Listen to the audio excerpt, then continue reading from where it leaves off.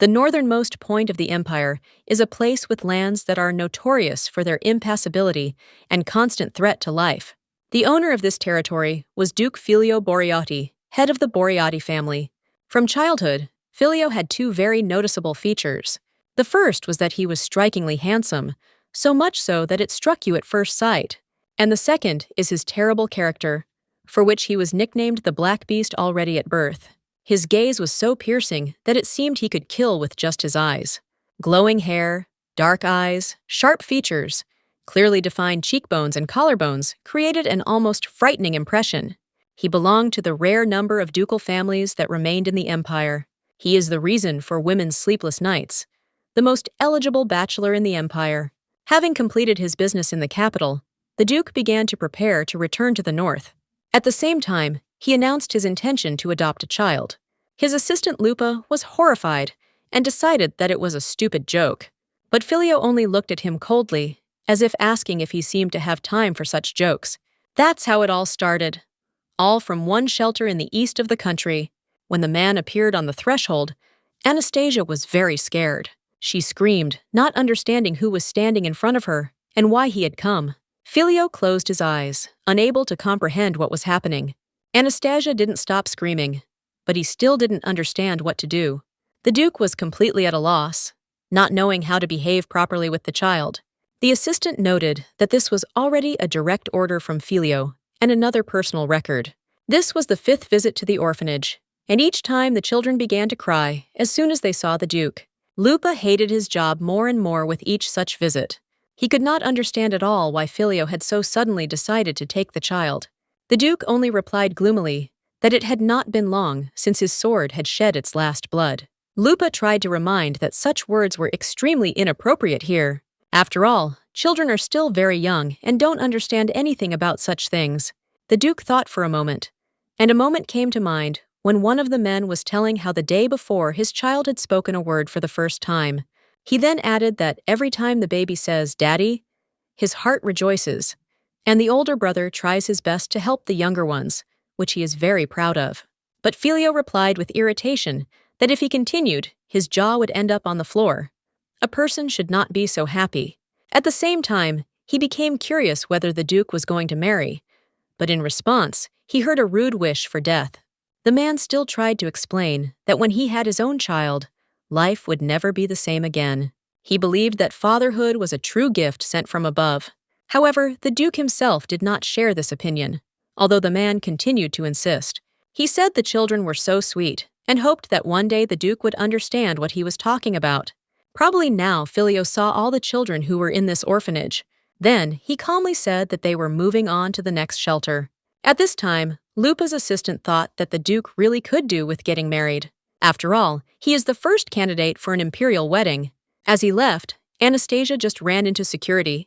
The man approached the Duke and apologized for not having had time to prepare for his visit properly. He explained that for the children, the opportunity to see the Duke is a real reward, because they are very kind and beautiful. He also added that winter is coming soon, and he's worried about whether the children will be able to survive it.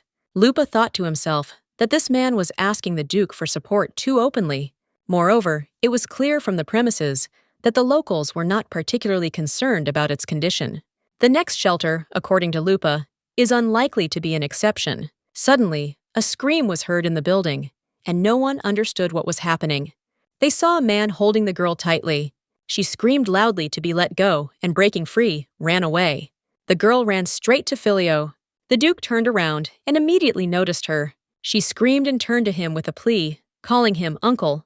Everyone present was amazed. Anastasia looked straight at Filio Boreotti and did not even cry. Moreover, her eyes and hair were strikingly similar to the features of the master's daughter. They were exactly the same as those of Duke Filio himself. One of the men immediately began to apologize, saying that they should hurry and take her away.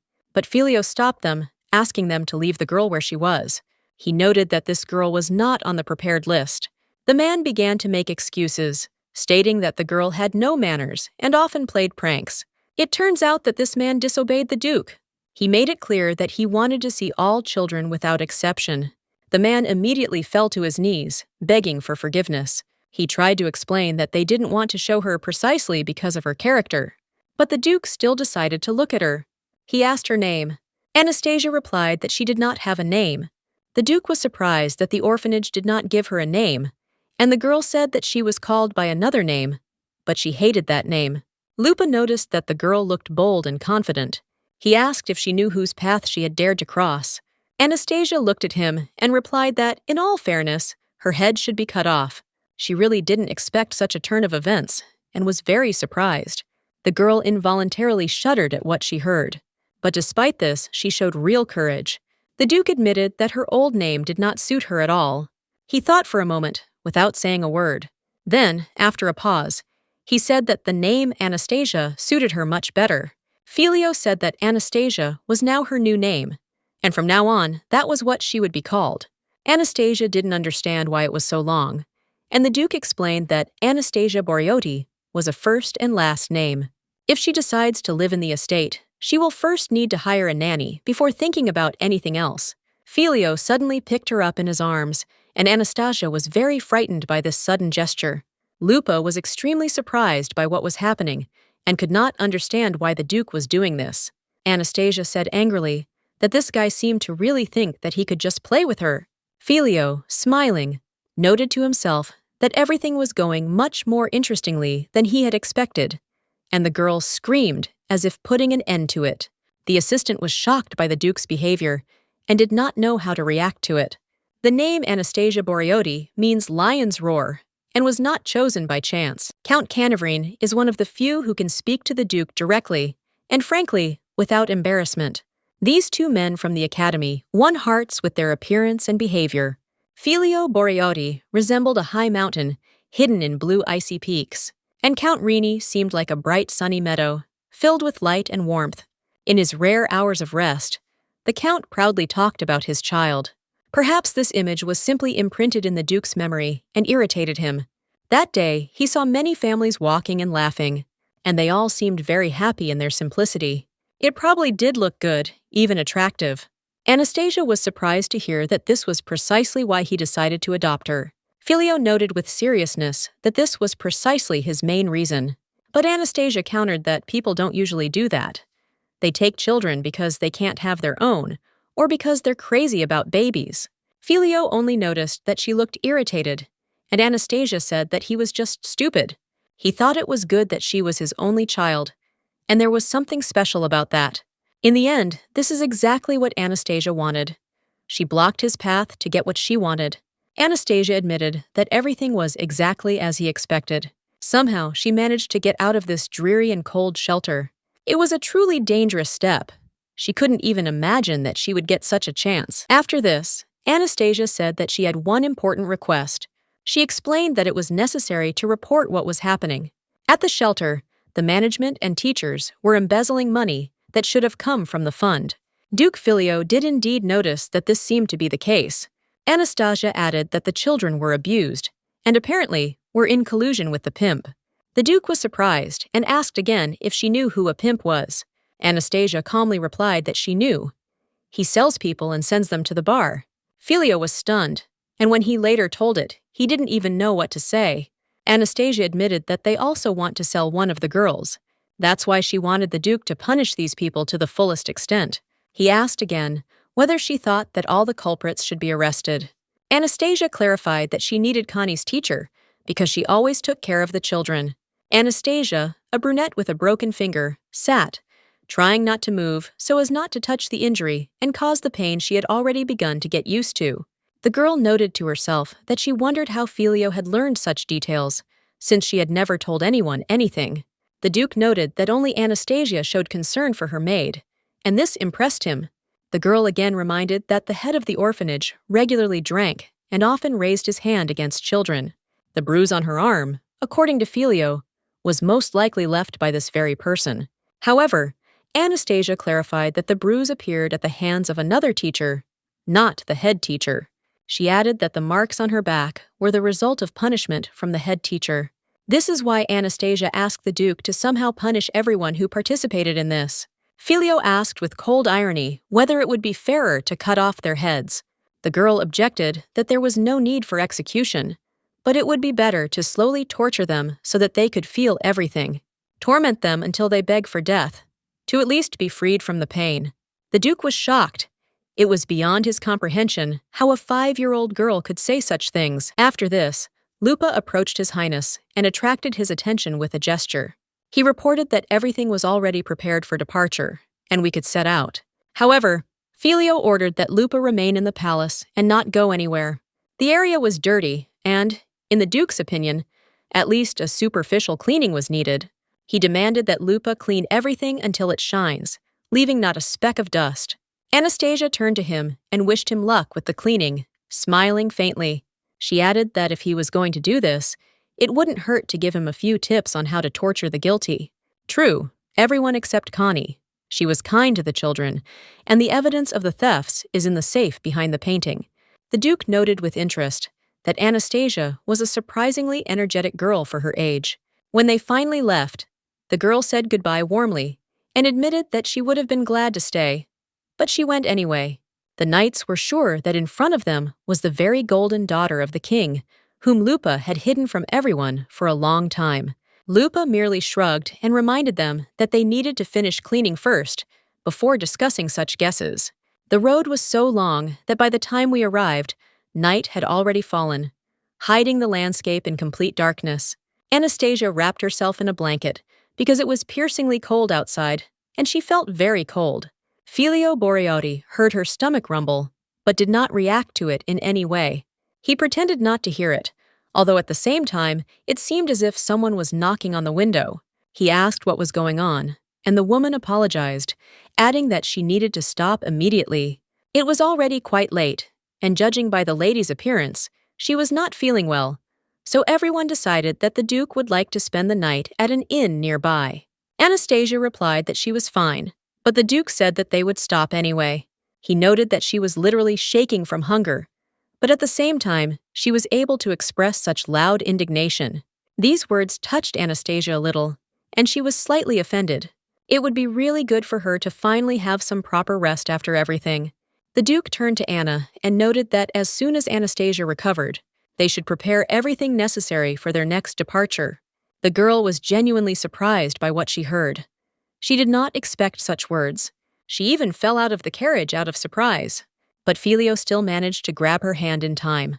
He acted so quickly that Anastasia didn't even have time to realize what had happened. She said she almost died at that moment, and added that the Duke had amazing reaction speed. The knight was very surprised, because the Duke had just dropped to his knee. The gentleman asked Lady Anna to take care exclusively of the girl. To begin with, they should have brought warm clothes and given some food. The knight replied that she would ask the innkeeper to prepare everything immediately. The little girl asked her who she was. The woman explained that she was the master's knight, but the lady could simply call her Anna. Hearing that Anna was a knight, the girl remarked that this was very cool. Then Anna thought that the girl was really very cute, but the knight was in complete shock when she saw that the girl had a daughter. She was supposed to help the baby wash herself, but she saw that she was badly beaten. Anna turned to the girl to ask something. She replied that her back was all bruised. The girl dreamed that these wounds would heal quickly. She explained that she wakes up if she lies on her back because she was constantly beaten there, and the wounds do not have time to heal. Then the knight asked Lita to close the girl's eyes. Anna also said that there is no need to worry too much about bruises. At her age, wounds usually heal quickly if she rests and eats properly.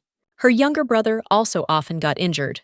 That's why Anna gave him medicine that helps him recover faster. She promised to give this medicine to the girl after bathing. The little girl was surprised that Anna had a younger brother.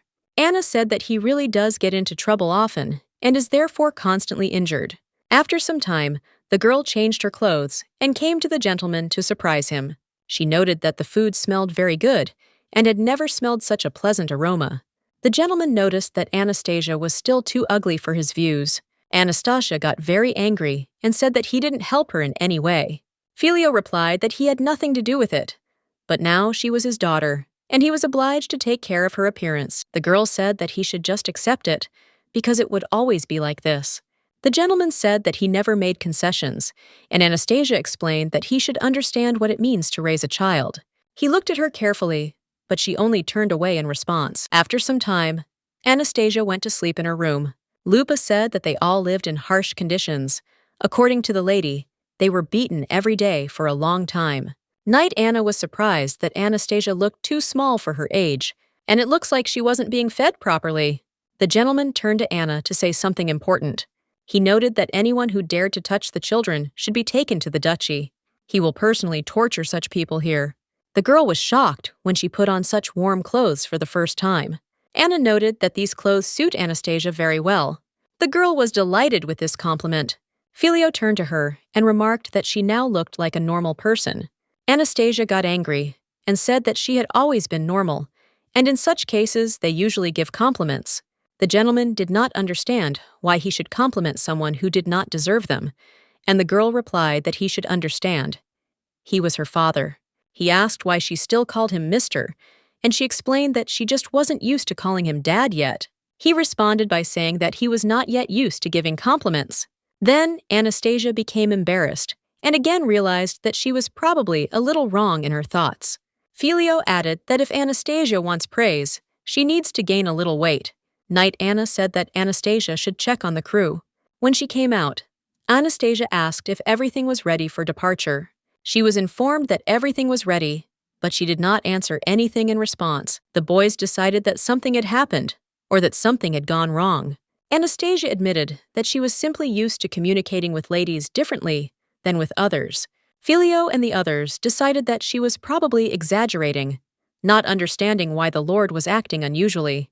At that moment, a gentleman came out with a girl in his arms and asked what they were doing at the door. Everyone was very scared, realized that the morning was strange, and politely greeted the gentleman. Connie said that it would take some time to prepare the food. The gentleman said that they would then take a little walk. The boys didn't understand what exactly they had just seen. The girl was already sitting in the carriage and thinking about food. She asked what would happen if she threw up now. The gentleman replied that it was nothing to worry about, because it was just vomit. Anastasia noticed that the carriage was very expensive. She thought that it would be very difficult to wash everything off later. But the gentleman still didn't understand why this bothered her so much. Filio noticed that Anastasia now seemed to have become a member of the Boreotti family. Getting such a carriage turned out to be quite easy if you knew who to contact. By the time Anastasia places one order, they will have earned enough to buy another carriage just like it. So she should have just told Filio what she wanted, and he would give it to her right away. She then noted that Mr. Boreotti was indeed a very influential person. Anastasia was very happy and admitted that money really does decide a lot in life. But at the same time, she honestly admitted that she doesn't want to feel sick, because it's very unpleasant. She also noted that people need to have not only money, but also a rich heart. Filio said that it was all nonsense, and the girl agreed with him, but added, "That nonsense is what poor people tell themselves to keep up their spirits." She also asked if Filio knew how this world really worked. The Duke thought for a moment, wondering what he should buy now. He also noted that Anastasia is a very smart girl. The girl was happy when she saw her knight Anna. She told Filio that she really liked the way Anna took care of her. The Duke replied that Anna was an excellent knight and protector. Now, thinking about it, he realized that Anastasia really needed a knight who could protect her. She will have to learn to be under the care of a personal protector and a senior maid. She will also need the best escort, that is, personal attendants. Filio asked if Anastasia had ever tried to pass through the magical gates. Anastasia was very surprised to hear this, and at that moment they stopped to rest and refresh themselves a little. Anna asked if everything was okay with her lady. The Duke noted that the girl had a very weak spot. This happened when they were close to the abomination. Anastasia asked the Duke what the gate was. He explained that it was a device that allowed one to travel long distances. This happens rarely, and when someone goes through it for the first time, they start to feel nauseous. The gates resemble a tunnel. The girl said that she hadn't tried it before. She thought everything would be fine. The Duke remarked that he had never heard of anyone dying from ordinary motion sickness. He added that he would now do something to make her feel better. He took Anastasia in his arms and wrapped her in his clothes. She actually felt a little warmer. She asked to stop because she started feeling sick to her back again. The Duke noted that she talked too much. Anastasia said that she might vomit, but only on his clothes. The Duke thought that she was simply mocking him with such words. He added that she was still ugly. The Knightly Order of Glacidigo protects everyone and has served Duke Boreotti for many years. a man who fits the nickname Black Beast perfectly. But now the Duke looks very cute when he holds the child in his arms. This is an unusual picture for all knights. For them, this scene is both beautiful and terrible. Anastasia said that it was worth preparing to leave as soon as the ladies recovered. After some time they arrived, and the girl was in complete shock. For her, it was the first encounter with such beauty around. Filio noticed that this city was significantly smaller than the capital, but Anastasia replied that she had never been to the capital, so she couldn't know this. Now she understood why this place seemed the best for her. The girl later said that there was a lot of snow here. Filio explained that the Boreotti family has snow on the ground until almost spring. Anastasia, as a blogger, was surprised that it was so cold here. Filio noted that this was normal and that she would soon get used to it. Then the girl admitted that she actually liked the cold. Everyone was bustling about because the Duke's arrival was approaching, and they had to have time to prepare. At that moment, they noticed that the carriage was already entering the territory. The head maid greeted Filio, who had just arrived. She was here a week ago when she saw Anastasia with him for the first time. The girl was shocked to see how huge the house was. Then Filio picked her up in his arms, and she didn't understand what was happening. He walked on calmly, looking serious and not paying attention. Everyone congratulated Filio on his return. Anastasia felt uncomfortable in his arms and began to kick a little. The girl didn't understand why everyone was looking at her so strangely. Then she told her father that she no longer felt nauseous. Filio replied that he knew about it, and she noticed that she was hungry. Filio asked her to wait a little, and then Anastasia turned to him. He asked what she wanted to say, and she suddenly noted that he had a very muscular chest. He was completely unprepared for this and didn't know how to react to it.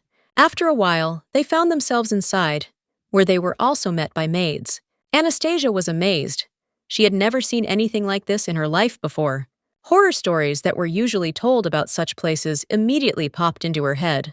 The girl was sure that there was a murderer hiding among them, and then Filio asked how she knew this.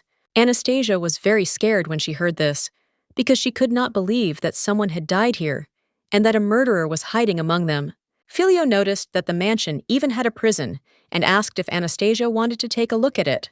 The girl replied that she was afraid of such places, and then the head lackey thought that Filio was probably tired. Filio noted that Anastasia takes very good care of the mansion, introduced her as Kara, and asked her to find several designers and craftsmen to invite here. Kara apologized and said that perhaps her question was inappropriate, but she needed to know why these specialists were invited. Anastasia did not tell that there was no room in the house suitable for her. Kara had absolutely no idea who this child was or why he was here. The girl politely introduced herself as Anastasia, but Filio said that this was not true. He noticed that the name he had given her was much longer than she pronounced, and it was as if she had already begun to forget it. This caused him slight bewilderment and a desire to clarify. He wondered if she could tell him her full name, and whether she should do so at this moment, considering that she had introduced herself so briefly and simply. He quietly asked if she really intended to always introduce herself so briefly, without her full name, as she did now, as if it were a habit with her. The girl replied that her name was Anastasia Boreotti, and said this with a slight hesitation, as if she was afraid that it might seem too long. After that, he patted her on the head, expressing with such a gesture approval and praise for the fact that she gave her full name. She did not expect such attention at all, was a little embarrassed, and lowered her eyes, feeling awkward from the unexpected praise. Everyone around was a little shocked. No one expected that at that moment it would suddenly start raining, which only added to the unexpectedness of what was happening. In addition, those present were surprised at how cute they looked together, despite the strangeness of the situation and the unexpected rain. It was a really touching and sweet scene, but none of them could fully believe and accept what was actually happening in front of them. The head footman announced that he would go and prepare food, hinting that many surprises and events were expected here in the near future. The Duke brought the child home, as if he were taking responsibility for her, as if it were an important step for both of them. He continued to carry the girl in his arms all the way to the threshold, trying to carefully support her and not let her go for a second. The most important thing that everyone discussed was that the girl had black hair, which caused a lot of questions and bewilderment among those around her. They could not believe that the Duke could really have a mistress, It seemed incredible and completely impossible to them. It was impossible to imagine that he could have a mistress, although with his face and image, it seemed quite possible, and everyone doubted it. But at the same time, he seemed so gloomy and closed that no one could believe that he could really have someone other than them. The lady didn't look scared at all next to him. On the contrary, there was a slight smile on her face that spoke of calm and inner confidence, as if she felt safe next to him. She looked very cheerful and happy. Her mood seemed sincere, as if what was happening around her was a real holiday for her, and she enjoyed every minute, not noticing any worries. There was a lightness and carelessness in her gaze, as if she was imagining something very pleasant and funny. It was as if she was completely immersed in her thoughts, which brought her joy and inspiration. Many would say that she was very sweet and charming, and her behavior only confirmed this impression. There was something touching and sincere about her that was impossible not to notice. Suddenly, the main OK, the person responsible for order and organization in this house, came up to Coney. Her appearance was important and not accidental. She always kept the situation under control. She said that someone had to accompany the lady to ensure her safety and comfort while away from home. This was an important requirement related to her care. The maid said that she herself could accompany the lady, but only on condition that she would be given more attention and support. This was explained by her condition and past experience. Before this, the maid had suffered a lot, and this experience left a deep mark on her life. Therefore, now she needed special treatment and attention from those around her. Because of this, they asked that special attention be given to her so that those difficult moments would not be repeated, and so that she could fully perform her duties without risk to herself. The maid thought about the little girl in the house and how much she really needed care and support. Her thoughts were full of doubts and worries. The girl looked too skinny and fragile, as if she was vulnerable and needed protection. This made the maid want to protect her and not allow any troubles to happen. Her eyes were very sweet and expressive, which is typical of all children. They showed innocence and trust, which made adults treat her with special warmth. In any case, the Duke had indeed changed. His attitude towards those around him had become softer and more considerate, which was noticed by everyone who was around him. Meanwhile, the Duke sat in his room and worked, completely immersed in the affairs and concerns that required his attention and concentration. The chief footman, the knight, and another knight came to see him, men he trusted and who were part of his entourage, maintaining order and discipline. OK expressed her dissatisfaction with the fact that the gentleman had adopted the girl for what she considered to be a very ill-considered reason, and she could not understand what he was thinking when he made such a decision. The footman said it was too irresponsible because he had not thought at all about the girl's prospects and what awaited her in the future. During these conversations, the Duke did not listen to them, but simply looked out the window, as if he was immersed in his thoughts and experiences, not distracted by comments. He saw a girl playing with snow outside, and it gave him a pleasant feeling, a slight smile, and a warm feeling inside. She looked very cute, cheerful and carefree, enjoying the moment and unaware of the problems that awaited her ahead. The Duke simply smiled and did not pay attention to the footman, because at that moment it was important for him to watch the girl and experience this simple joy. The footman said that the child was not a toy or a pet, and she expected a more serious attitude towards the girl and her fate. She noted that the gentleman's behavior looked as if the girl was his cat, with whom he could play a little and then forget, and not a full-fledged person who required care. The gentleman asked if she thought he did not understand this, showing that he was aware of the full responsibility, but was acting in his own way, guided by personal motives. The footman noted that in any case, he should not have adopted the child so quickly and without thinking, especially without preparation and discussion with others. The decision seemed too spontaneous.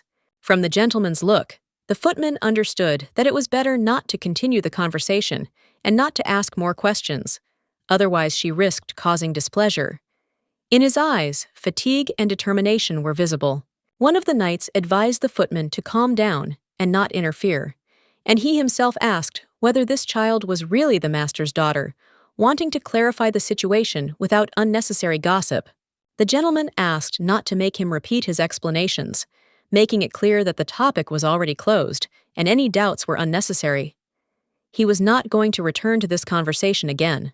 The girl simply had black hair, a characteristic feature of the Boreotti family, and this was the only thing that distinguished her from others, emphasizing her belonging to the family. Black hair was a special family trait that distinguished the Boreotti from other families and was a kind of symbol and pride for them. A child unexpectedly accepted into a family, and even with such a sign, could become the subject of conversations and gossip among the townspeople and nobility, arousing curiosity and doubts. Rumors had already begun to circulate that the girl might be the Duke's illegitimate daughter, which only increased public interest and raised new questions.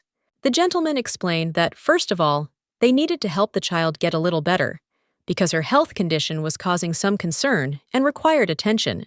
He also asked to stop asking him unnecessary questions, especially those concerning her fate, because this only interferes and distracts from the main thing. The footman dared to ask what exactly he intended to do next, trying to understand how the Duke planned to deal with the consequences of this decision. The gentleman asked what she meant, and explained that he was going to raise the girl as his own, giving her maximum attention and care. The footman was glad that the Duke was caring and taking his new duty seriously, because it gave hope for a bright future for the child.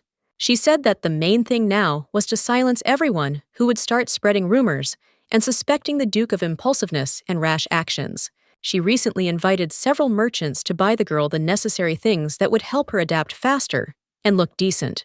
Because of these purchases, rumors began to spread quickly throughout the city, attracting more and more attention and discussion to the girl and the Duke.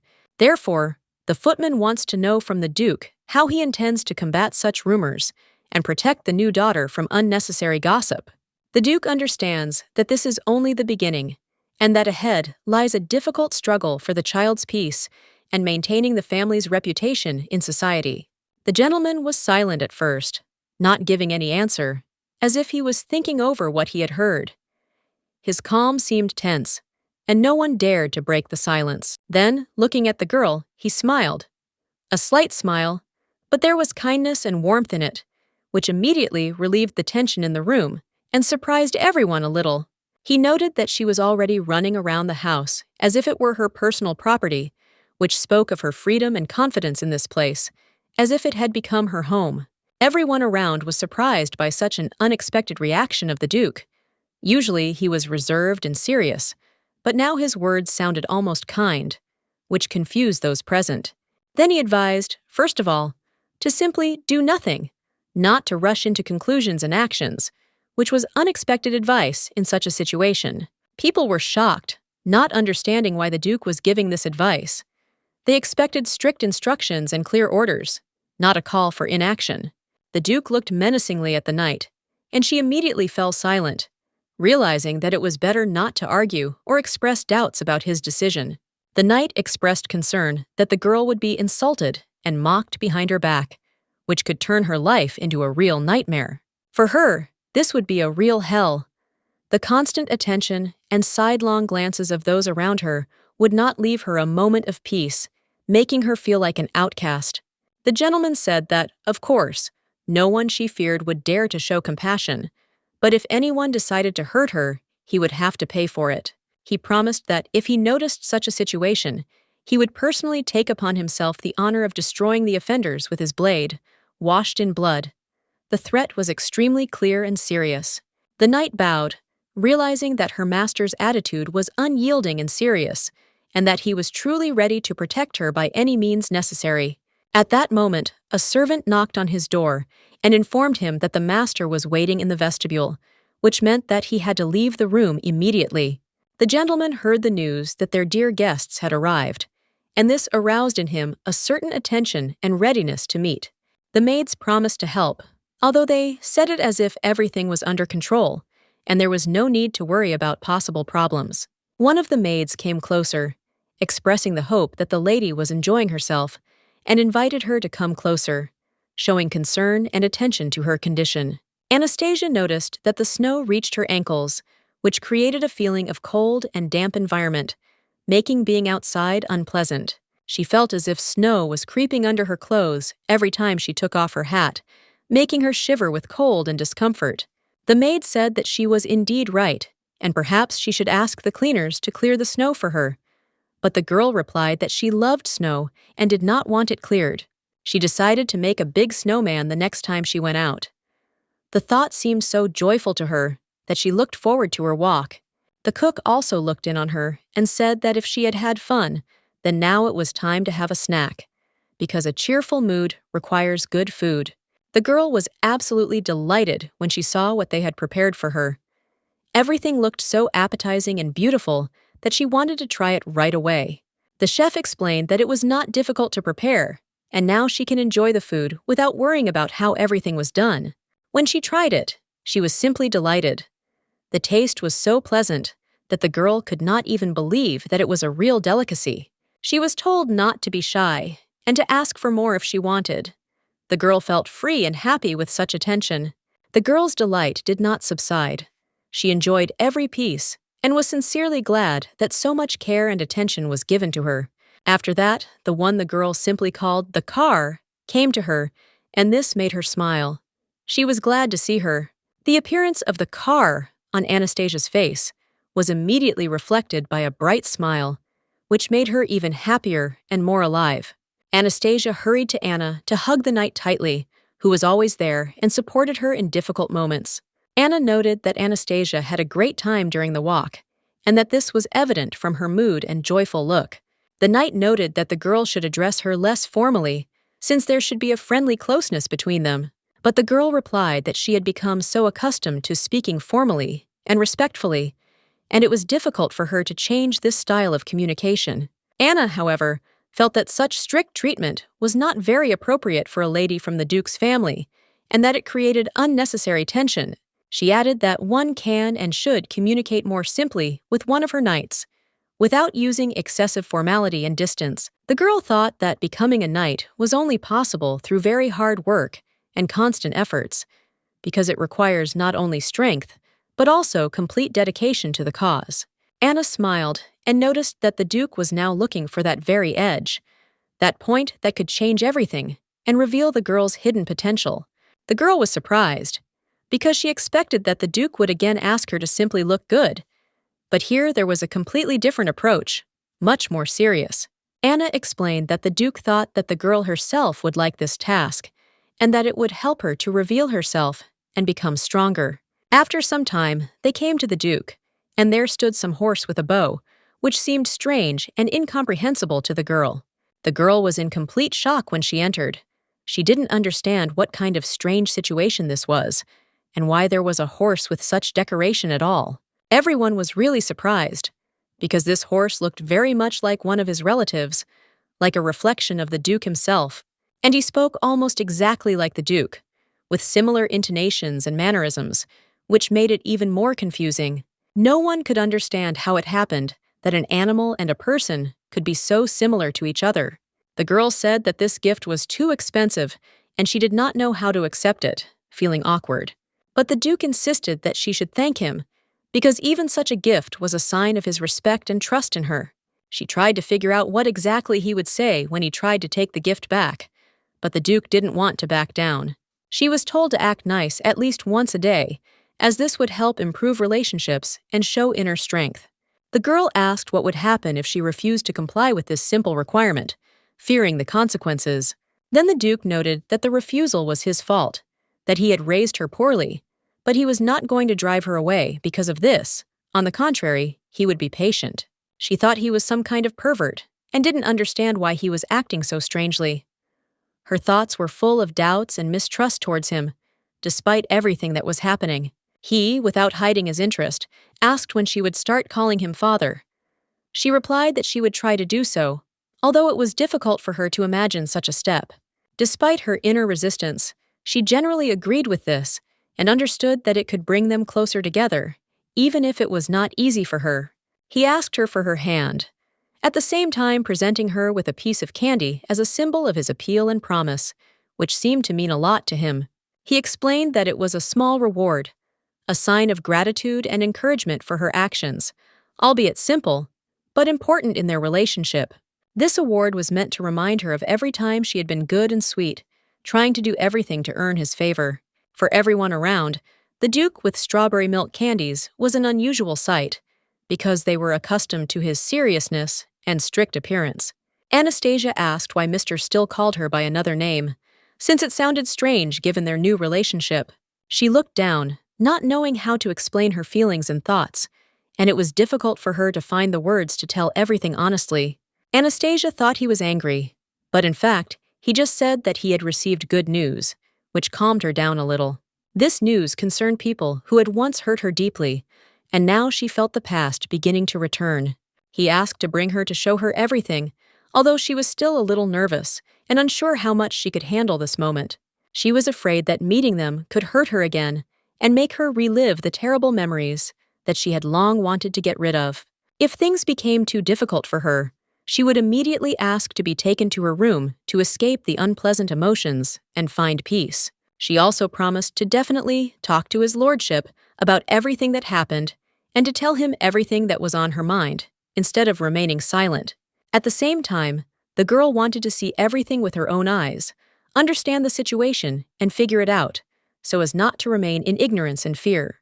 The Duke stood before them, looking intently at the piece of paper in her hands, trying to understand the essence of what was written.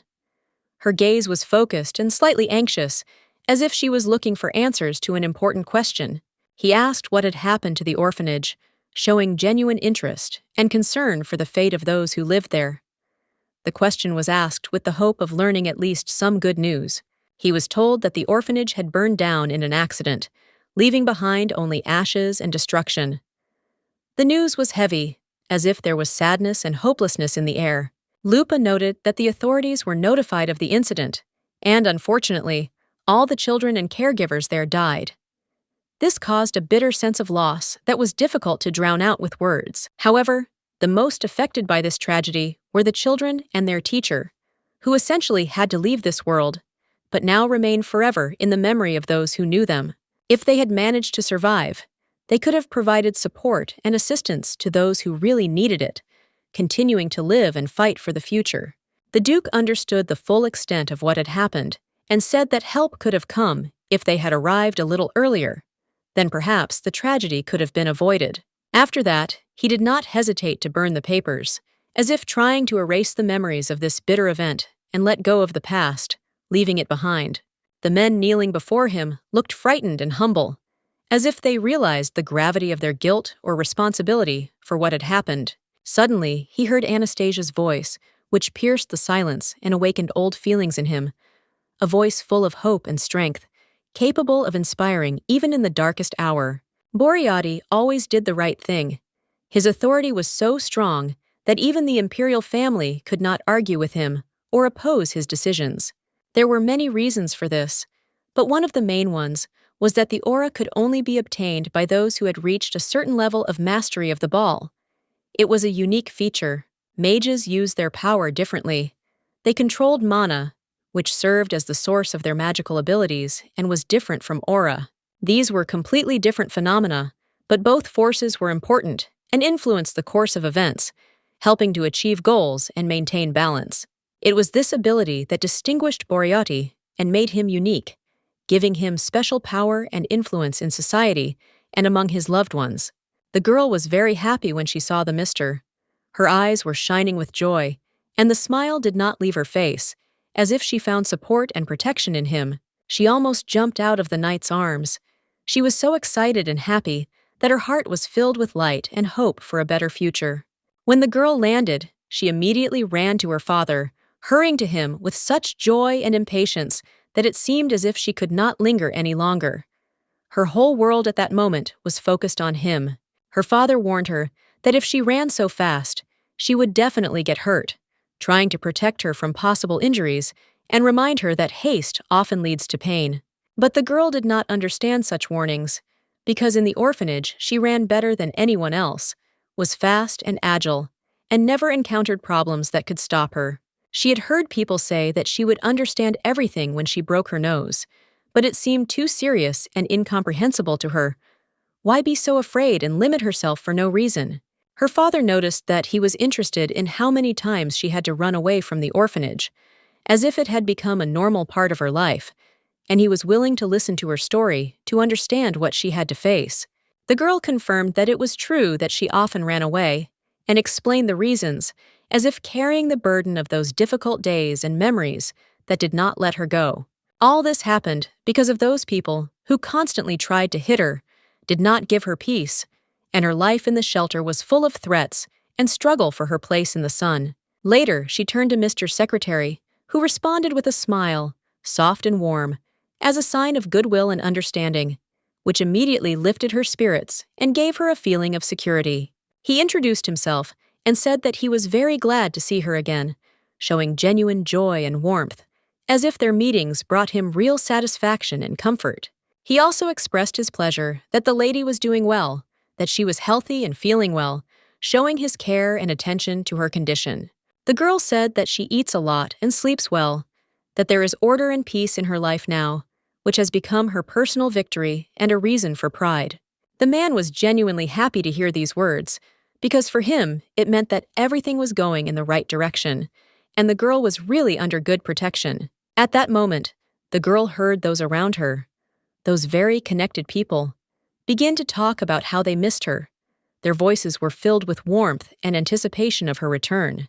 They admitted that they loved her very much, that she was dear to them, and each of them wished her only happiness, supporting her invisible connection with the past and the present. Then the head of the shelter turned to her, reminding her that he was her abbot, and his words were filled with respect and care, as if assuring her of his role as protector. He said that when she first came to the shelter, he saw her as small and vulnerable, like a child who was just beginning to explore the world around her, full of new and unknown things. It was a hot summer, and the girl was as tiny as a mouse, still not very strong, but already full of life and the desire to survive, which made her stand out from the rest. The girl turned to her father, and he said that all these guests came to see her, to show that she was expected and appreciated, and that her life had special meaning for many.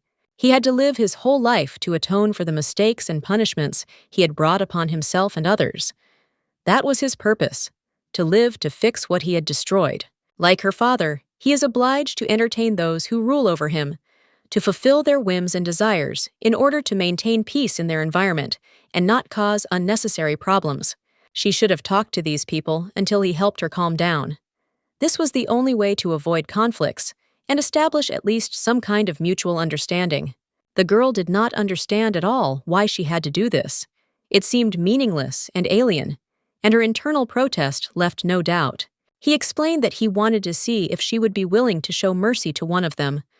But even with that explanation, she was confused and did not understand the reasons for such a choice. She couldn't accept them and thought they were all crazy bastards who were talking complete nonsense and didn't deserve any compassion or attention. Therefore, she wished them only painful and terrible torture, so that they would experience at least some of the pain that they caused to others. This was the same teacher who beat her hands every day and made her endure pain, not giving her a moment of peace. This city was famous for punishing children with leather belts, without the slightest regret, and no one interfered with this cruelty. The teacher, who was supposed to take care of the children, secretly used the foundation's money for personal affairs and her own gain, betraying the trust. They all should have been good and honest people, but instead they chose cruelty and betrayal, leaving children without protection. They had many common memories with the abbot that connected them in the past, but now it did not help to get rid of the difficult circumstances. The girl noted that adults like him and the teachers were supposed to protect children, not become a source of pain and fear, which made the situation even more tragic. She finally decided to ask why none of them had seen what they were talking about. Her question seemed simple, but it contained a deep need to understand what was happening around her. Probing further, she asked why he had beaten them all. What had been the reason for this violence? She tried to find some sense in such an act, in what seemed cruel and senseless. The Duke watched what was happening with a different look. There was no surprise or indignation in his eyes, only a calm and cold understanding, as if he saw everything from a different angle, inaccessible to others. The girl mentioned that she came to the shelter in the fall, not the summer, emphasizing that she herself remembers details that others might not notice or forget. It was a small but important fact that she wanted to convey. She didn't expect him to remember even such a small thing, because it seemed insignificant, but nevertheless, it was important to her, at least something that proved his attention or memory. Then she took out something, and the gentleman became interested in what this object was. His gaze became more focused. He carefully studied what the girl showed, trying to understand the meaning. The girl explained that it was a gift for them, for the guests.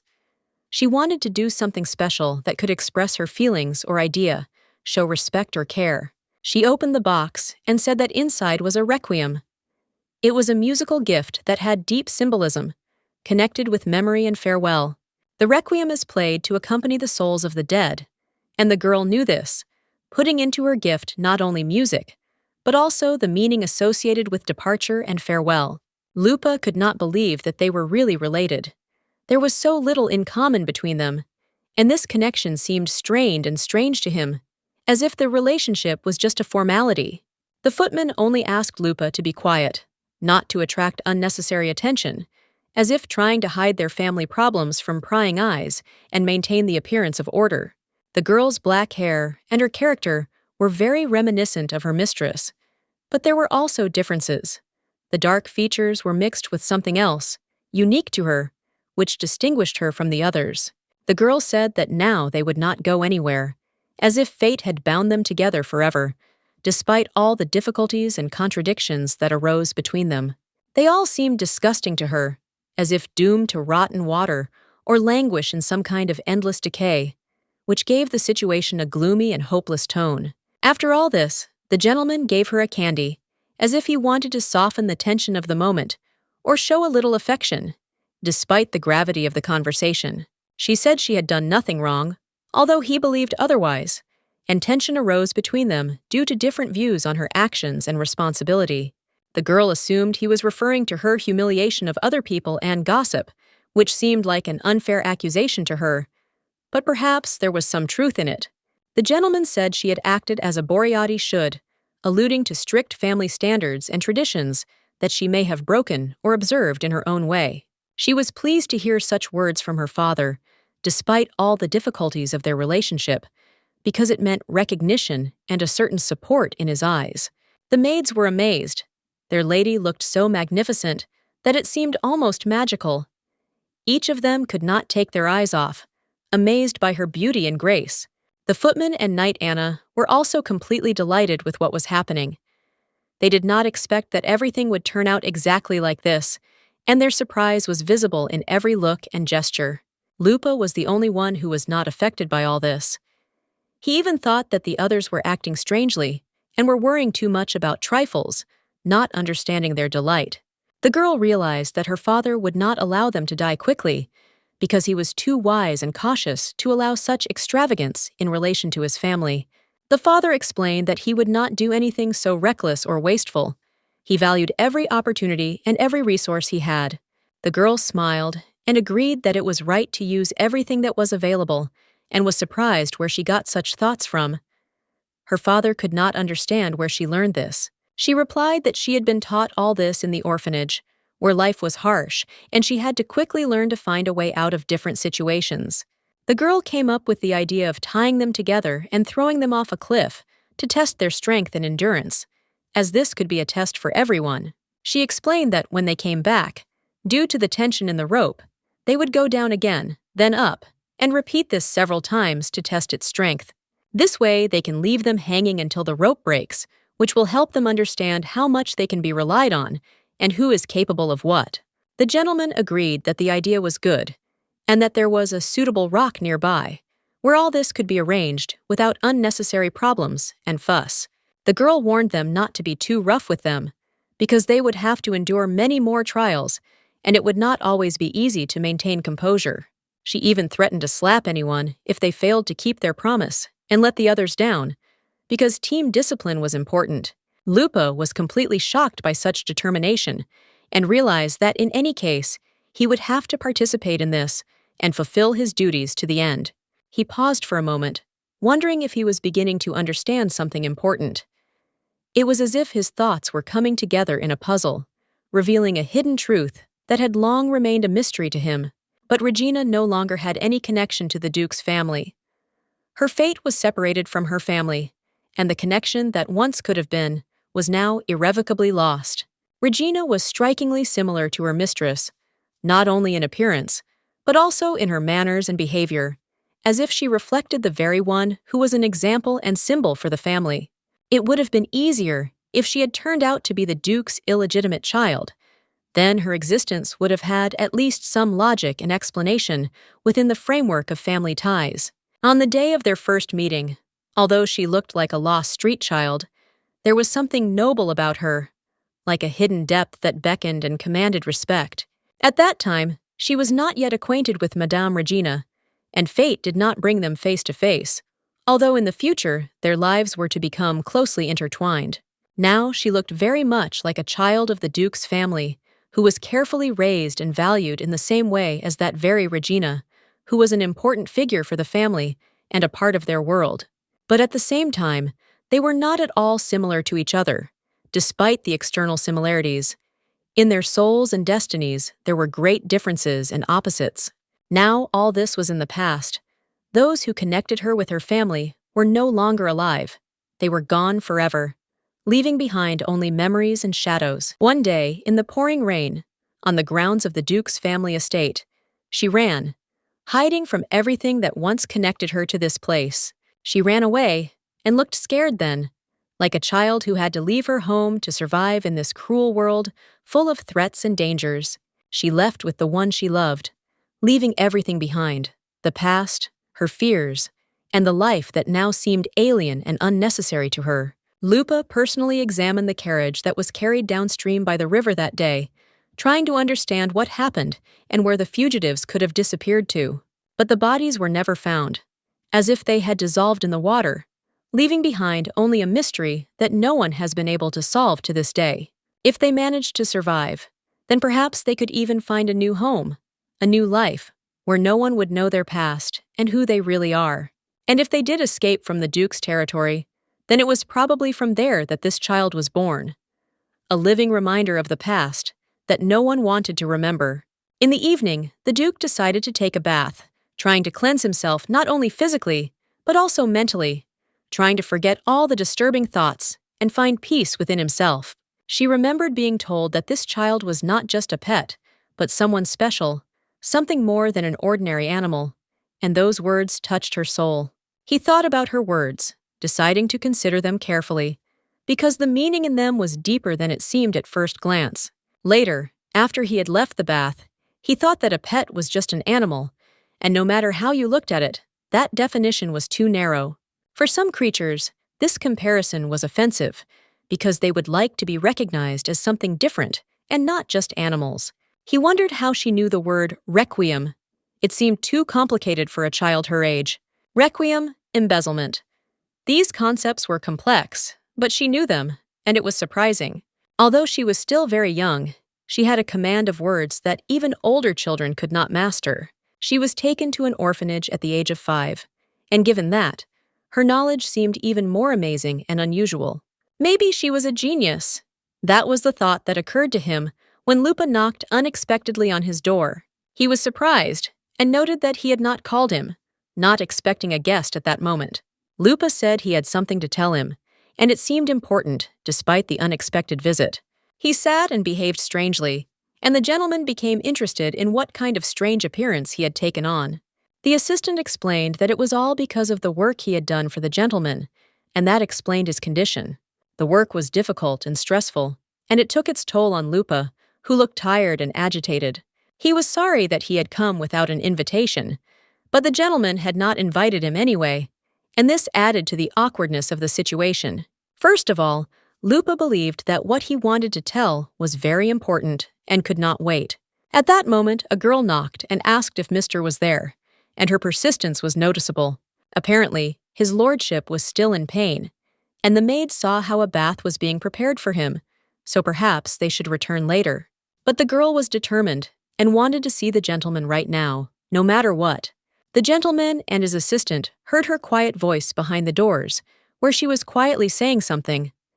Their attention was drawn to the unusual softness of her intonations, and they stopped to listen carefully to what was happening inside. The maid explained that His Grace the Duke was the strongest man she had ever known. She was surprised that so many were afraid of him, although she herself was only a simple maid, and such feelings were foreign to her. The girl could not understand why the master treated her so well. The maid explained that it was because his lordship truly cared and worried about her, and it was felt in everything he did. If this was really so, then it was very pleasant for the girl to hear something like this, because no one had ever told her before that she could be cared for truly and sincerely. After these words, the gentleman smiled, hiding his true feelings, and at that moment a slight warmth appeared in the room, which was noticeable to everyone present. The girl thought about it and asked, what if the mister remained an old bachelor because he cared about her? Maybe he should reconsider his views on life. The maid noticed that his lordship was very popular and could not rely only on appearance. He absolutely had to be kind, although he had a completely disgusting character, and everyone knew it. Lupa and the gentleman heard all this, and Lupa was even confused, not knowing how to react to such words. He found it funny, but he could not understand what to do with this situation. Despite all the seriousness, the gentleman found it funny to hear people talking about him, because he himself sometimes wanted to laugh at his image and character. The girl decided that perhaps she should feed him, since he had the character of a spoiled child, and maybe then he would become a little softer and kinder in her eyes. Then the Duke finally decided to open the front doors to go out and see how he could change the situation, and, perhaps, start something new in his relationship with the girl. The maid was very scared when she realized that he was really there. The girl remained calm and did not even blink, as if nothing unusual was happening in the room. The maid asked why he did not answer when she called him, trying to understand what was happening and why he had been silent for so long. At the same time, she noticed how Lupa looked away in embarrassment, trying not to catch the maid's eye and avoid unnecessary questions. There was also a gentleman in the room who was naked, which surprised the maid even more and caused her confusion. Mr. Shirtless and Mr. Lupa were sitting on the sofa, and it was this scene that made the maid completely confused and forget what she wanted to say. Then the maid began to insist that the lady had misunderstood everything, trying to explain the situation and soften the impression of what she had seen. The gentleman responded by asking her to enter the room, and also noted that she had misunderstood everything and should not jump to conclusions. The Lord wondered if he could really look like the person they were talking about, trying to figure out his own image in the eyes of others. The girl stated that loving men is not a sin, but the gentleman nevertheless emphasized that this opinion is not always shared by others. He asked Lena if she thought he would become unpopular just because he had a child, trying to understand her attitude towards this situation. The girl was slightly embarrassed when she saw his figure, which revealed her inner excitement and confusion from the unexpected meeting. She looked away, looking pretty cool, but underneath it all, she was shy and embarrassed. The girl noted that he deserved to meet a good man, but the gentleman replied that he did not need it now and was not ready for a new relationship. God didn't understand why he was starting to justify himself to her, and suddenly decided to just pick her up in his arms to show his determination and protection. When the girl touched him, she was simply delighted with this touch, which caused strong emotions in her. It was an unusual feeling for her, filled with joy and surprise, which she will remember for a long time. He couldn't understand why she had such an unexpected reaction. Everything happened suddenly, and he couldn't grasp the reason for her strange behavior. It confused him, because he expected something completely different. In the end, he decided not to stay like that, and to get dressed anyway, so as not to create even more misunderstandings. He understood that without clothes, the situation would only get more complicated, and he wanted to somehow put his thoughts in order. She asked him why he did this, and he looked at her with bewilderment, not understanding why she was asking about this. It was incomprehensible to him and seemed strange, because he thought that everything was explainable. The girl admitted that just looking at him made her head spin. She couldn't concentrate, and this feeling took over her completely, depriving her of clarity and peace.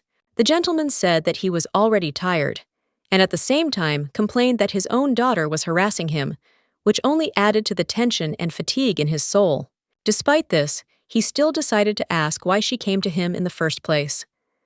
This question was important to understand her intentions and move the situation forward. The girl thought for a moment, saying that she had almost forgotten the reason for her visit. Her memory was failing her, and it was as if she herself could not explain why she was here. Then she told him that she came to give him cookies, knowing that he had worked hard in the dungeon and needed a little rest. It was a small sign of concern on her part. The chef helped her make cookies, and she was sure he wouldn't be able to resist such a treat. Her goal was to make him relax a little and gain strength.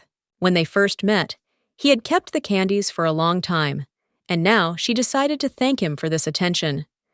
However, he noticed that all the ingredients for the cookies were bought with his money, which did not go unnoticed. The girl was indignant, saying that she couldn't stand it when he did that. If he didn't want the cookies, he should just give them to her and not make a big deal out of it. He asked who said he wouldn't eat the cookies, and that made her angry. Now she didn't want to give him the treat, being annoyed. She added that if she didn't have the money, he would be sad.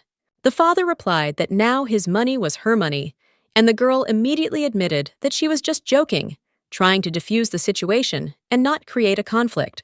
Lupa didn't even know how to watch these two without interfering and understand what was going on between them. He was confused and couldn't find a suitable way to watch them, feeling like he was out of place. He couldn't figure out if they had truly forgotten about his presence, or if they were simply ignoring him. Lupa felt invisible, as if he didn't exist at all to them, and this added to his insecurity. After some time, the girl and the maid went up to their room. There they quickly went about their business, leaving Lupa in the hall, where he continued to observe the situation. The gentleman sat down on the sofa and looked towards Lupa. His face expressed slight surprise, because he did not expect to see Lupa still here, after everything that had already happened. He asked what Lupa wanted this time. There was irony in his voice, as if the gentleman doubted that something important would come, but still showed interest. Lupa tried to answer, but then the gentleman reminded him that he had not yet told anything. He demanded that he speak faster, without losing patience and waiting for the essence. Lupa was confused and did not understand why he had come. It seemed to him that he had come without a clear purpose, but deep down, he decided to try to explain. He decided to say that he had come about Lady Anastasia, trying to find the right words and explain what exactly was bothering him. The girl had obviously tried hard, and the gentleman seemed to like the cookies she had made. This was evident from his expression, slightly relaxed and approving. The maid reminded that she herself had taken part in preparing the treat, helping the girl, and this should have been important. She noted that the gentleman was very busy today, and so they both tried hard to please him and do something nice. The maid added that it was time for them to go to bed now, and if they needed anything, they should ring the bell to get help right away. The magic bells were special. As soon as one of the maids rang them, all the others could hear the ringing. This method of communication was convenient and unnoticeable, almost like a secret language between the servants. The maid showed a magic bracelet that she wore on her hand. Through this bracelet, she could hear the ringing of a bell even if she was far away, which made it easier to communicate and control what was happening in the castle. This device seemed very useful and modern, although it cost a lot of money. Such magical things were not available to everyone, and their use was considered a luxury and a sign of high status. Anastasia felt annoyed, remembering how children in childhood played music with similar bells. For her, this sound caused a strange feeling of nostalgia, mixed with slight resentment. The music they played then was somehow Christmas-like, filled with warmth and joy. But in Anastasia's memory, it sounded like an echo of the distant past, lost in the labyrinths of time. All this seemed connected to her previous life, which remained a mystery to her. Memories of those moments did not give her peace, and sometimes surfaced in the most unexpected places and situations. Lupa explained that the music is directly related to Lady Anastasia's birthday, which may have more meaning than just a celebratory sound and may hide important events or secrets. The gentleman noted that they had already discussed this point before, and it seemed there was no point in returning to it again, since everything was clear and understandable. But Lupa, visibly alarmed, remained silent, not answering immediately. His silence was filled with fear and doubt that something had really gone wrong. The gentleman then said that he thought it was worth checking everything again to make sure nothing was missing and all the details were accurate. The gentleman could not understand the reason for such persistence, and Lupa asked him not to be angry at what he was about to say, because the truth was more important than any emotion. The gentleman felt that this was not necessary, but Lupa begged, emphasizing that in the end he was risking his own life, putting everything on the line to find out the truth. The gentleman thought that perhaps he, too, was ready to make a promise, tying it on his little fingers to show the seriousness of his intentions. Lupa said he felt that Lady Anastasia and Lady Regina might be connected much more strongly than they seemed at first glance, and that this connection could change a lot. The gentleman did not react to this statement at first, perhaps trying to comprehend what was said, or hiding his true thoughts and feelings. Finally, he said that he considered Regina to be already dead, considering this connection unlikely and not worthy of further attention. Then, Lupa was confused and did not know what to say to what was said. His thoughts were confused, and he tried to find words to explain the situation, but to no avail. He said that despite all their efforts, they were unable to locate the missing woman's body. This circumstance remained a mystery and raised many unanswered questions. If those who were close to Regina were able to escape and leave alive, and their daughter, Lady Anastasia, remained alive, then much in this story was shrouded in mystery and required further investigation. Due to the lack of accurate information, rumors and speculation about Anastasia's origins may have arisen, including suggestions that she may have been illegitimate, which could have greatly affected her reputation. The gentleman admitted that he understands these doubts, and he himself has often thought about whether it is worth conducting an investigation into Anastasia's past in order to find out the truth and close all questions. However, after listening to Lupa, he realized that they shouldn't dig too deep into the past, because they found Anastasia in the orphanage, and perhaps it was better to leave some secrets unsolved. Suddenly, Lupa began to speak louder and more insistently, giving another reason why it was still important for them to find out who the girl's biological parents were, and to sort this issue out to the end. The gentleman thought for a moment and asked what exactly would happen if they decided to conduct such an investigation and bring to light all the hidden facts that could affect Anastasia. He asked if Lupa was really going to tell her about her real parents, since they had died long ago, and this knowledge could be a difficult test for her. The gentleman did not understand how the knowledge that she had outlived Regina could change Anastasia's attitude, but he understood that such a story would hardly please the girl herself, especially for a woman who married a man whose family initially disapproved of the marriage. Such secrets could indeed have serious consequences and trauma. The illegitimate child of the most powerful man in the world, the Duke, would be his choice if he had to choose between only two such types.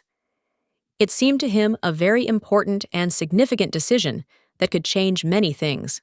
He felt like the second version made a lot more sense and weight, so he felt like he might have made a mistake. This realization made him wonder how things would play out next. Despite this, Lupa was always one step ahead, anticipating the Duke's thoughts and actions. His ability to see the situation deeper and earlier made him an indispensable assistant in difficult cases. He even thought about Gen's daughter, and it seemed incredible to him that such a thing was possible, a relationship and connection that might seem impossible at first glance. For Lupa, this was a complete shock, because he had not expected such a turn of events at all. His surprise was so strong that he could hardly believe what was happening. The gentleman asked Lupa if he really thought the girl was not like Regina. This question was important for understanding her origins and connections to other family members. To be honest, he felt like she didn't look like Regina at all, which made him doubt his assumptions about her relationship. However, she was so similar to the Duke that it was even frightening. The resemblance was striking and almost frightening, as if the Duke's very strength was reflected in her. It was very easy to confirm its origin, and there was clear evidence that no one could dispute. When they met at the orphanage, he saw how her black eyes seemed to absorb the light, as if the sun was disappearing inside them, and it was unusual and mesmerizing. At the time, he thought it was just an uncontrolled release of mana, something natural and random that could happen to mages. But later, it became clear that this was not just an outlier. It was clear evidence that she belonged to the Boreotti family, and it could not be an accident. The beast's fangs were a distinctive feature that set her apart from others, and confirmed her belonging to a strong and unusual blood. The next day, they had lunch, and the girl was very happy when she saw Mr. A. Her face glowed with joy and hope. At the same time, the gentleman himself was emotionless. He maintained a cold and calm appearance, hiding his true feelings under a mask of indifference. He suddenly turned to Anastasia, and this action showed that she now played an important role in the events taking place and was the center of the Duke's attention. He said that their amazing idea would definitely be tried next time, because now was not the time for experiments.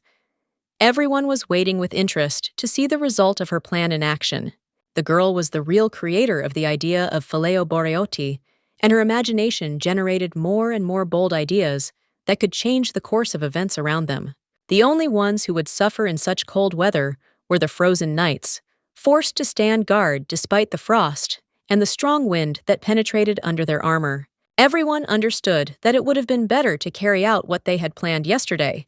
Then the situation could have turned out differently, and they would not have to be tormented by regrets about the delay now.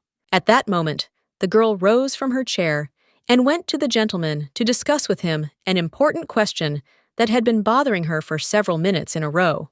The maid gave her her outerwear, and the girl was sincerely grateful for such care, because it was very cold outside, and without it, she would have frozen. The girl compared her cape to Superman's cape, emphasizing that it looks exactly like that, impressive and unusual, as if she herself had become a comic book hero. The gentleman didn't understand what was going on, and the girl explained that Superman is a man who wears underwear over his clothes, which seems funny and ridiculous at the same time. The gentleman asked with interest whether such people really existed, and whether it did not seem perverted to wear clothes in such a strange way.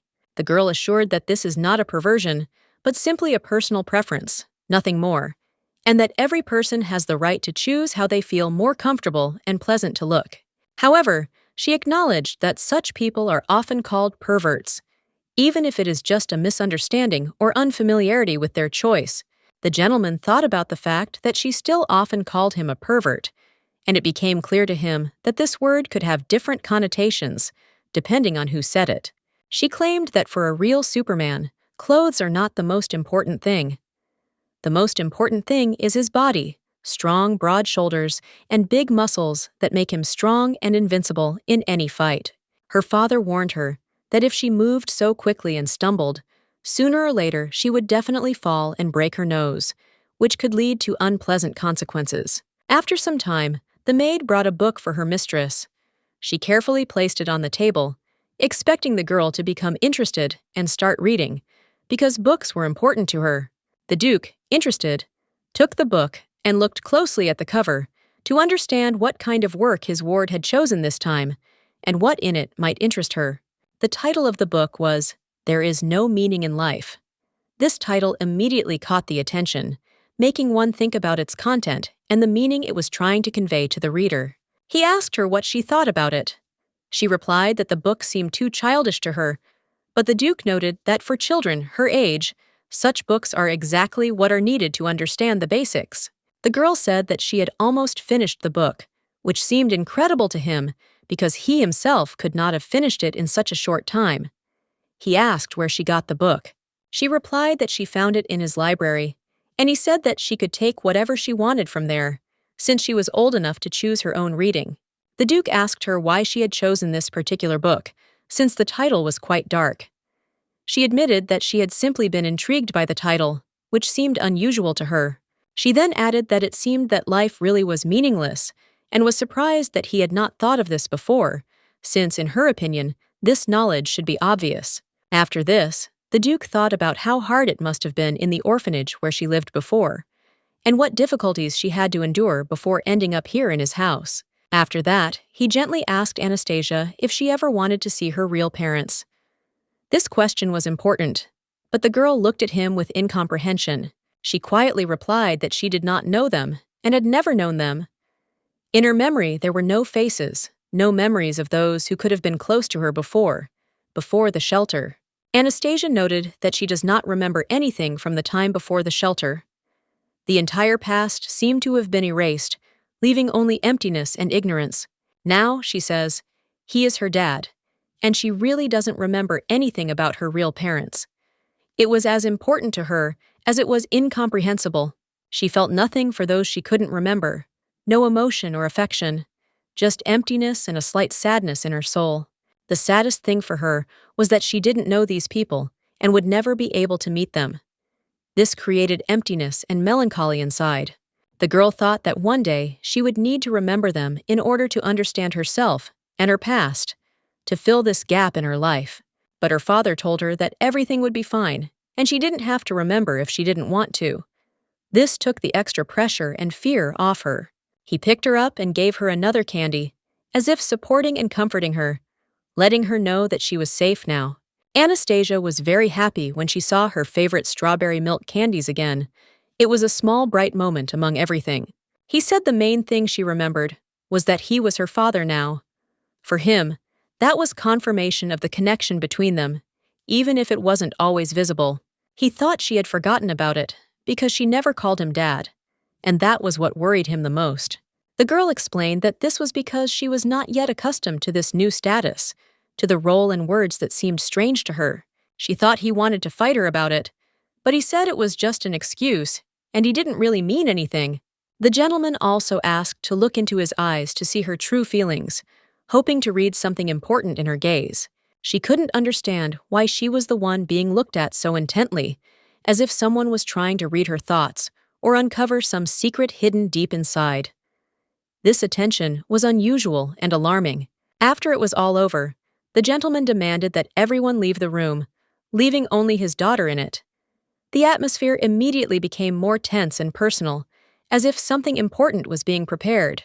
The gentleman immediately stated that he did not like to waste time on long conversations or roundabout ways. He spoke directly, without embellishment, preferring clarity and frankness in communication with loved ones. He was referring to those people who are nothing special themselves, but act as if they can do anything and are above everyone else. This behavior irritated and confused him. Perhaps he had some unpleasant memories associated with this type of people, or it was simply his character that did not allow him to tolerate such behavior. He himself did not fully know why this was so. He said that he intended to be as honest with her as possible, since it seemed that she was his niece. This statement threw the girl into a slight confusion. She did not expect such words from him. The girl was so shocked by what she heard that she didn't even know how to react to it correctly. This turn of events seemed so unexpected and strange to her. She remained confused. The gentleman said that she was an orphan he had found in a shelter. These words sounded like an attempt to explain the whole situation, to show that her fate was important to him. She didn't even want to think about how he could come to that conclusion and why he chose her to make that statement.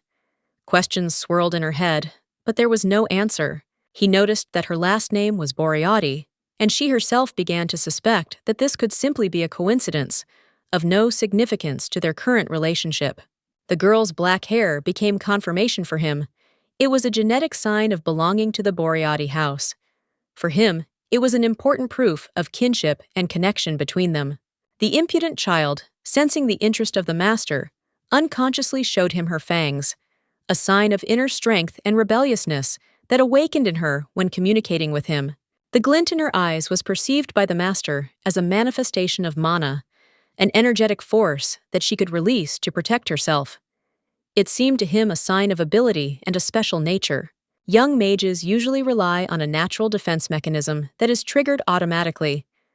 But this time, it was not about mana, but about something else, something unusual and deeper, which they did not yet understand.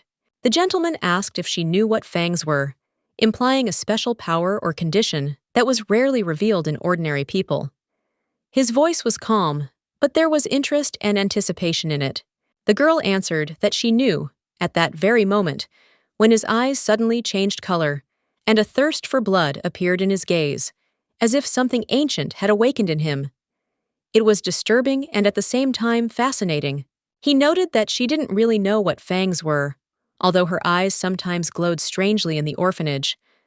This was explained by her power resonating with his, creating an unusual mutual influence.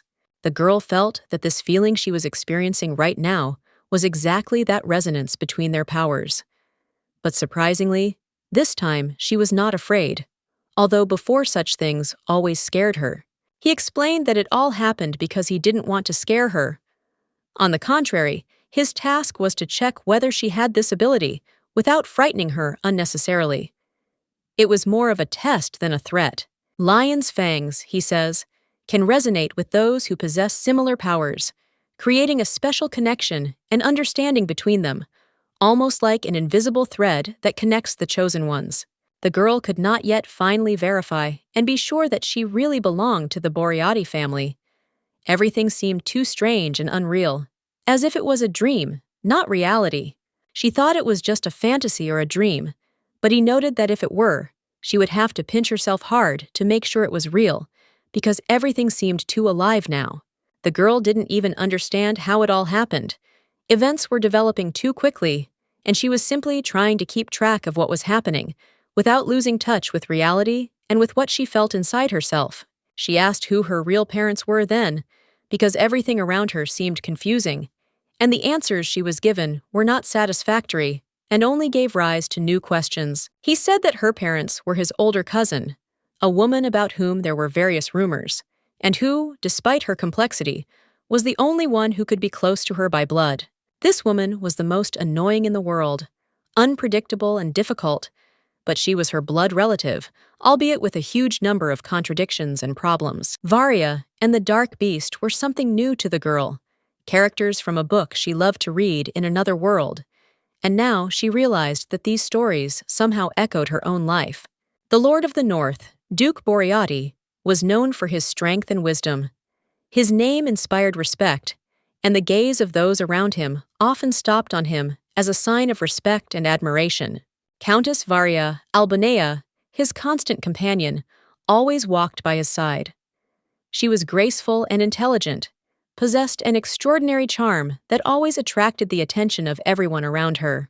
There, in the notebook, their love story was laid out, full of passion and trials, which developed over the years and left a deep mark on their destinies. The story seemed cliched, familiar and simple, as if it had been repeated in countless novels. But for them, it was real and unique, filled with feelings. But one day, the girl opened her eyes and realized that she was in the body of a child. It was a shock for her. She did not understand how and why she ended up in such a position. Looking around, she could not understand who all these people were next to her, why they seemed alien and incomprehensible to her in this strange world. When she finally came to her senses, she realized that she had not become a noblewoman or an aristocrat, as in those fantasy novels that she had previously read. Instead, fate left her an orphan, penniless, alone and helpless, but with a desire to survive and find her place. At that moment, she noticed a carriage with a black lion sign, which immediately evoked familiar feelings and memories of something important. She immediately realized that this carriage belonged to someone powerful and important, and she realized that her life could change dramatically. At that very moment, seeing this carriage, she realized that she had entered a completely different world, full of secrets and opportunities, where much would depend on her choice. That is why she decided for the first time to take a risk and step out of her comfort zone to try to change her destiny. Working as a maid for the Duke, she could earn significantly more than simply living in an orphanage while gaining at least a modicum of independence. But fate decreed otherwise. The Duke decided to adopt her, which came as a great surprise to her and raised a lot of questions. This decision shocked her greatly. She could not understand why he was doing this, because just recently he called her his niece. Never before had she imagined that things could turn out this way, and it completely changed her outlook on what was happening. Now her life was on the verge of change, and everything that seemed familiar suddenly turned out to be not so simple and predictable. She thought that having a niece was normal and even good, and she felt that this was definitely not in the original story. It added something new and unusual to the situation, but overall it seemed plausible. However, it was impossible to just tell such secrets during the game. It seemed wrong and strange. Such things are usually kept secret, but here everything happened too openly and spontaneously, which embarrassed those around. After this, the girl quickly ran away, but the footman stopped her, asking her not to hurry and not to run away so abruptly, because she should not be so tired and run without measure. The girl remembered her father's words, who said that she could only talk about what she really wanted to, and nothing more, while being careful and respectful of others. Already in her room, she made up her mind and told the footman that she wanted to share with her one secret that she had kept to herself for a long time and was afraid to reveal to others. The girl locked the door, and the footman immediately suggested that they sit down first to talk calmly and not rush, because the secret was important and required attention. The girl was ready to begin her story, but the footman asked what secret she was going to talk about in order to understand how serious the conversation would be. The girl noted that the Duke had told her something, and the footman became interested, saying that he talked a lot, and she would like to understand what exactly he was talking about. The girl explained that he told her about her mother, which was unexpected and had a strong impact on her, since it concerned their family and the secrets of the past. Then the footman immediately understood everything, feeling the importance of what she heard, and realized that the situation was serious and required a special approach. But a second later, the footman cried out, asking what exactly was being discussed, because what she had heard was so unexpected that she wanted to clarify the details. The girl said the Duke said her mother was his cousin, which shocked her and changed her view of their relationship and family history. The footman was interested in how exactly he had come to understand this important thing, and asked about it in more detail, wanting to understand what his conviction was based on and why he was so sure. The girl noted that the animal had fangs, and he said that she had the same ones. This was unexpected and strange information that made her think. He also mentioned that her mother had fangs too, but only earlier, when she was younger, and this added mystery to their conversation. The footman was shocked and did not know how to react to such news. Her emotions were confused, and she tried to comprehend what she had heard. The girl made an effort not to cry anymore, trying to pull herself together and not show weakness at such a difficult moment. The footman explained that she was very sorry that she accidentally cried, because she did not want to show her feelings. The tears just burst out on their own. All this meant that the person named Regina had really died, and now it became clear that this was not just a rumor, but the bitter truth. The footman was sincerely grateful to the girl for her care and attention, which helped her cope with the bitterness and sadness in her soul. Anastasia assured her that everything was fine and that she shouldn't worry too much. Her support and understanding helped her stay calm. The girl assumed that the Duke had not seen her mother, and that was why he had no clear idea of who this woman really was. The footman, however, stated that things were different, and that the leader, Regina, was not at all such a bad person as they tried to make her out to be. Now the girl finally understood that Regina was her mother's name, and this thought filled her heart with new feelings and memories. The footman noted that Regina was a person who may not have had much common sense, but that did not make her any worse or less important. She knew that these were the words that had to come from someone like her, and even the Duke thought of her in the same way, despite everything that was happening around him. She was incredibly beautiful and kind, loved romance, and always stood for peace in all its forms, wherever she went. She was respected and appreciated, and Lady Regina was especially warm to the Duke. It was unclear whether it was because they both had no siblings, but she followed him around constantly, just to stay close, without missing a minute. Then Anastasia realized that in reality, Regina was just a pain in the ass for everyone, the one that was hard to put up with, but impossible to get rid of. In her experience from another world, there is nothing worse than a stupid idealist who stubbornly clings to her ideals, not noticing reality and not wanting to hear other people's opinions. The reason why Regina didn't appear in the romantic line was because Filio didn't pay any attention to her from the very beginning, ignoring her persistence and whims. His cousin was too annoying, and so he did not care about her, leaving her without attention and without giving her any reason to hope for anything more. Even Anastasia felt a little sorry for her mother, who tolerated such behavior and could not change the situation by staying on the sidelines. Despite everything, she decided to ask directly what really happened to Regina, and finally put the question to rest, hoping for an honest answer. The footman did not know how to break the news, and so at first she simply remained silent, unable to find the words to tell the truth, which could be unpleasant. Then the footman made up her mind and said that Regina had simply run away, without explaining the details, so as not to stir up the past and create unnecessary problems. It turned out that she had fallen in love with a wandering knight, which was the reason for her escape and left many confused, but made them understand her motives. Because of this attitude, the footman did not approve of their relationship and believed that such behavior was wrong, not supporting her choice and considering it a mistake. Leader Regina decided to flee her family with her lover. She no longer wanted to stay where she felt bad and decided to look for a new life away from her old problems and obligations. At that moment, Anastasia realized that it was better not to ask unnecessary questions. Her curiosity could only lead to pain and disappointment, so she decided not to delve into what she did not want to know. The story of the mysterious wandering knight was clearly a lie made up by someone close to them. It was just an attempt to hide the real events and the truth, which could cause a lot of pain and inconvenience. The footman assured her that Anastasia would understand everything herself over time, when she grew older and gained more life experience. For now, she just needed to live and accept what was happening without haste. In addition, the footman decided to ask Anastasia if she ever wanted to meet her mother, although he understood that this was a difficult question that was not so easy to answer right away. The girl replied that she was grateful for what she had been told about her mother. It was important for her to know at least something, even if it was a little and not everything at once, in order to put together a complete picture in her head. It was the only question she could allow herself to ask before, without fear that the answer would hurt or upset her.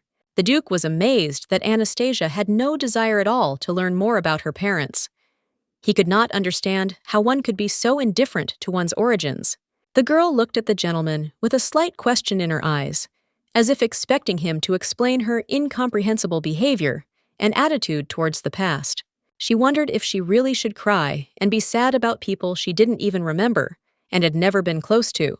Anastasia tried not to think too deeply about the past, so as not to drag on herself the burden of other people's feelings and memories that were not hers. Instead, she wanted to focus on the future and build her life the way she saw fit, without looking back or clinging to what had come before. Suddenly, the gentleman stroked her head, and she did not immediately understand why he did it, but she felt that there was some support and gentle care in this gesture.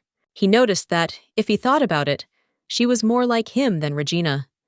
The comparison had come out of nowhere, and he had said it without any particular meaning, simply stating a fact.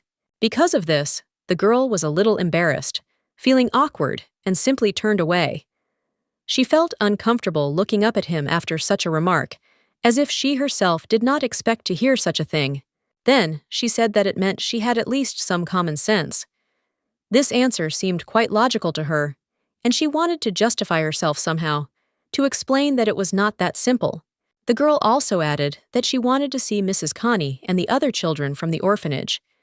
She was drawn there, to where her friends and those who were dear to her remained, even if this place was far away. The gentleman replied that they all lived in a shelter on the Boreotti family property, and he would definitely take her there when the weather got better. It was his promise to show her a place where she could feel part of something. The girl was delighted and immediately declared that this was his promise, and she would wait for this moment with impatience. A spark of hope and light joy appeared in her eyes, but then she noticed that he had to work and probably had a lot to do. Her concern that he was too busy was genuine, and she wondered how to reconcile it all. At the same time, she had this strange feeling that he wasn't working at all, but was just passing the time. She couldn't understand what he was doing, and why it seemed that he had almost no time for things. He, in turn, seemed to think that she should take more care of herself and try not to spill anything while eating, so as not to create unnecessary problems. Such a remark seemed to be concerned with a touch of slight severity. He asked how much longer she would wear that apron. The question sounded without any malice, more like an observation and a slight mockery of her choice. The girl explained that it was just part of the outfit. It was part of a set of clothes and was not intended for constant use, but only an element that she had to wear. He noted that last time she had gotten crumbs and drool all over while eating, and the girl had tried to explain to him that it had only happened once and that he shouldn't take it so seriously. He assured that he would be able to eat without spilling a drop, even if he lacked teeth, showing confidence in his strength and dexterity, despite possible difficulties. He suggested that she simply observe and learn from her outstanding father. But the girl did not understand what exactly she should learn, because for her it all seemed incomprehensible and strange. The gentleman said that he would soon not be able to come to her so often, hinting at upcoming changes and difficulties that would prevent their frequent meetings. She asked why this was so, and he replied that the time would soon come when the beasts would begin to attack, creating a threat and danger to everyone around. The girl noted that the warning sounded too childish, because a father should be happy about such a special daughter, and not scare her with horror stories. The gentleman responded by saying that she should also be happy, because she had an unusual father, strong and wise, even if he was sometimes harsh and strict. The Boreotti family's territory was full of monsters and dangers, so much so that it could be called a real nest of monsters. The area around them was so filled with threats that every step required caution and strength to avoid getting into trouble among these creatures. Adjusting his hair, he said that when the storm passed, they would need to help the knights reduce losses and save lives. His words meant that there was a difficult struggle ahead, and everyone must be prepared for difficult work and hard trials. After that, he asked her to turn away now, so that he could do something important and personal without her gaze. He took her hair in his hands and began to do something on her head, concentratedly and carefully, as if performing a ritual or an important action. He added that they would finish faster if the weather was sunny, hinting that luck and light would help them in this matter. But when the wind starts to blow stronger, they can stay longer, because the weather has a greater effect on people than on monsters. It always changes the plans and mood of those around. He promised that he would definitely take her where she needed to go later, but now was not the time. She had to wait until the right moment came for this important step. He carefully tied a bow for her, and she, not understanding the reason, exclaimed with surprise and incomprehension, asking why they were taking her there and why there in particular. The gentleman explained that this was because she was his saintly successor. That was why he had brought her here in the first place, because this place was especially important to her. She noticed that he still lived too impulsively, and was surprised that they were even planning to get married, as if it was the end of their relationship. He replied that it was much more fun for a holy child to be free and play than to think about marriage and the obligations that came with it. This seems to indicate that he clearly has a crush on Lupe and likes it, even though he doesn't admit it out loud. She said that was why she told him this, because if Lupa repeated such a prank one more time, he would deprive her of all the sweets that she loved so much. Anastasia decided not to take risks and kept silent, so as not to create unnecessary problems for herself and not to provoke unwanted consequences. She quickly explained that it was just a joke to ease the tension and prevent the situation from developing further into a conflict. At this moment, the maid came in with a tray of sweets, and the girl sincerely thanked her for such a gift, which raised her spirits. He noticed how she was looking closely at the cookies, as if choosing the most delicious ones, and this could not help but make him smile and feel some surprise. Come to think of it, he is too formal and official in his dealings with the servants, which makes the atmosphere in the room a bit tense and distant. The girl admitted that, in general, this was true. She spoke to him informally and without much ceremony, because she felt free, but at the same time, she understood that in other cases she needed to behave differently. She was surprised to learn that he too had to be spoken to formally, as if he were someone important. This was a surprise to her, as she was used to more casual communication. He explained that such informal behavior was perceived as rudeness, and she needed to break this habit in order to maintain respect in her interactions with others. She was told not to rush into changes, because over time, her behavior would get used to the new norms, and she would learn to behave more correctly. In addition, Anastasia asked for a book to be given to her, and after this, the maid was instructed to fulfill her request, expecting that everyone would fulfill their duties without delay. The gentleman noted that the issue is not who submits the book, but that it can simply be bought for money, and material issues will decide a lot here. The maids were stunned by the master's statement. It was difficult for them to understand why he spoke so harshly about money and his attitude towards their work. He then announced that from that moment on, all the servants were fired, which caused a real shock in the house, since no one expected such drastic measures. The girl was completely horrified. She could not understand what was happening and why the gentleman made such a decision. Everything seemed incomprehensible and scary to her. She tried to find out the reasons for this decision by asking questions, but the answers did not bring relief, but only aggravated her anxiety. The gentleman explained that he could not understand how a member of the Boreotti family could allow himself to address ordinary servants so formally and coldly, violating the rules. As the head of the house, he could not turn a blind eye to such a disciplinary problem, feeling that it was detrimental to the atmosphere and respect in the house.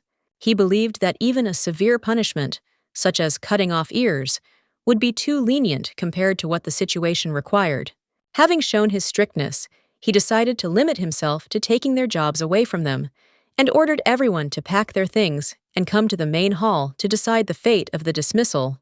Then the girl said that she now understood.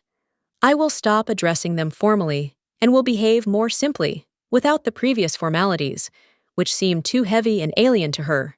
She noticed that he threatened to fire the entire staff, and in her opinion, he was not just strict, but a real monster, much worse than any monster she could think of. The gentleman replied that he had said nothing of the sort, and had not at all meant what she had understood, leaving her completely perplexed as to his words and intentions. The girl was very angry with him for this, but he only said that all this needs to be learned and accepted as part of life, because otherwise there is no way to cope with something like this. He added that there is no problem in the world that cannot be solved with money. This was his main motto and the basis of all his actions. The girl, feeling tired, lay down on his lap, and he responded by saying that if that was the case, she should stop messing around and start acting seriously. He promised to introduce her as a knight before they left, and this was a kind of motivation that should help her overcome her laziness and fear. The girl noticed that there was a snowstorm and cold outside, and he said that these were just excuses, like she needed to make a little more effort, because the weather was not a reason to stand still. Then the gentleman said that she always had excuses, but she reminded him that he himself was not in much of a hurry, and sometimes just lazed around with her. After a few minutes, they got dressed, and I, sir, announced that it was time to go, because time was running out, and they needed to move forward according to plan.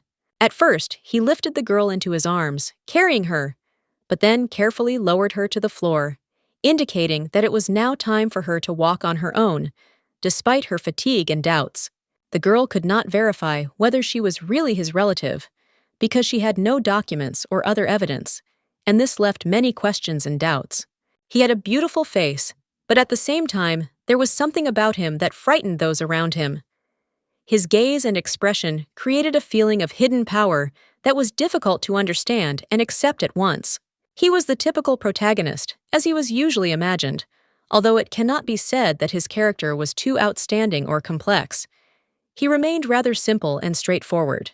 She made it so that Mr. wasn't going to take her back. It was unexpected and a little disconcerting, because it seemed like the situation should have gone differently. He wondered who she thought he was. His questions sounded surprised and slightly ironic, as if he couldn't understand where she got such thoughts about him from. But then he noticed that she looked a little scared, and that changed his attitude. He realized that her fear was not just an emotion, but a reflection of something deeper. He said she was his daughter. The words sounded decisive, as if he had taken on a new role and responsibility he had not previously considered. He was going to be responsible for her until the end, no matter what. This promise sounded serious, showing that he was ready to change for her. Then the girl smiled slightly, feeling support and protection in his words. It was her first sincere reaction in a long time. She said she didn't like dads who teased other kids. Her words were hurt and misunderstood. She wanted a real father, not one who hurt. Then the gentleman smiled, as if understanding her feelings. His smile was soft and a little kind, which immediately relieved the tension in the room. She left after hearing some strange sounds and turned her head in that direction, trying to understand the source of the noise. This movement was instinctive and showed her curiosity.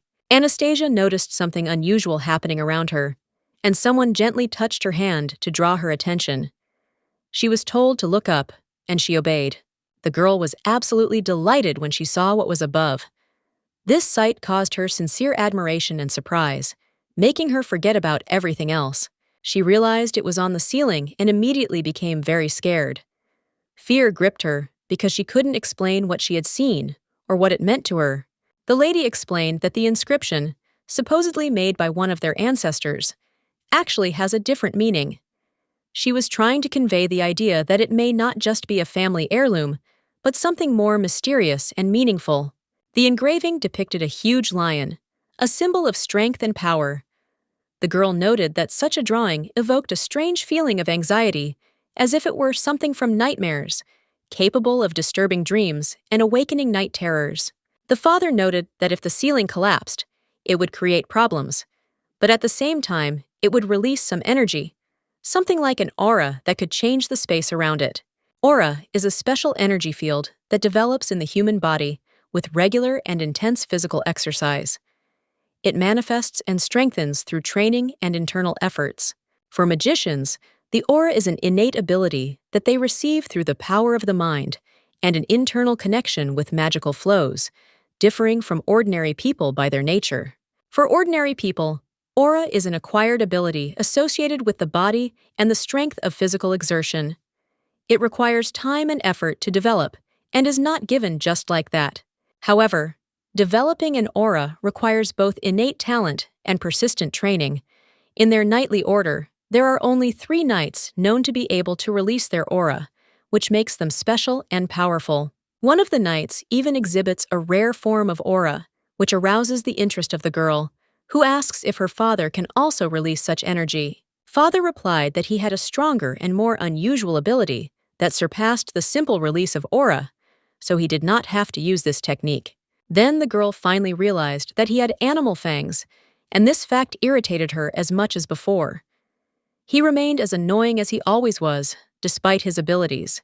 He noticed that she also had the same ability, similar to his, and he found it interesting.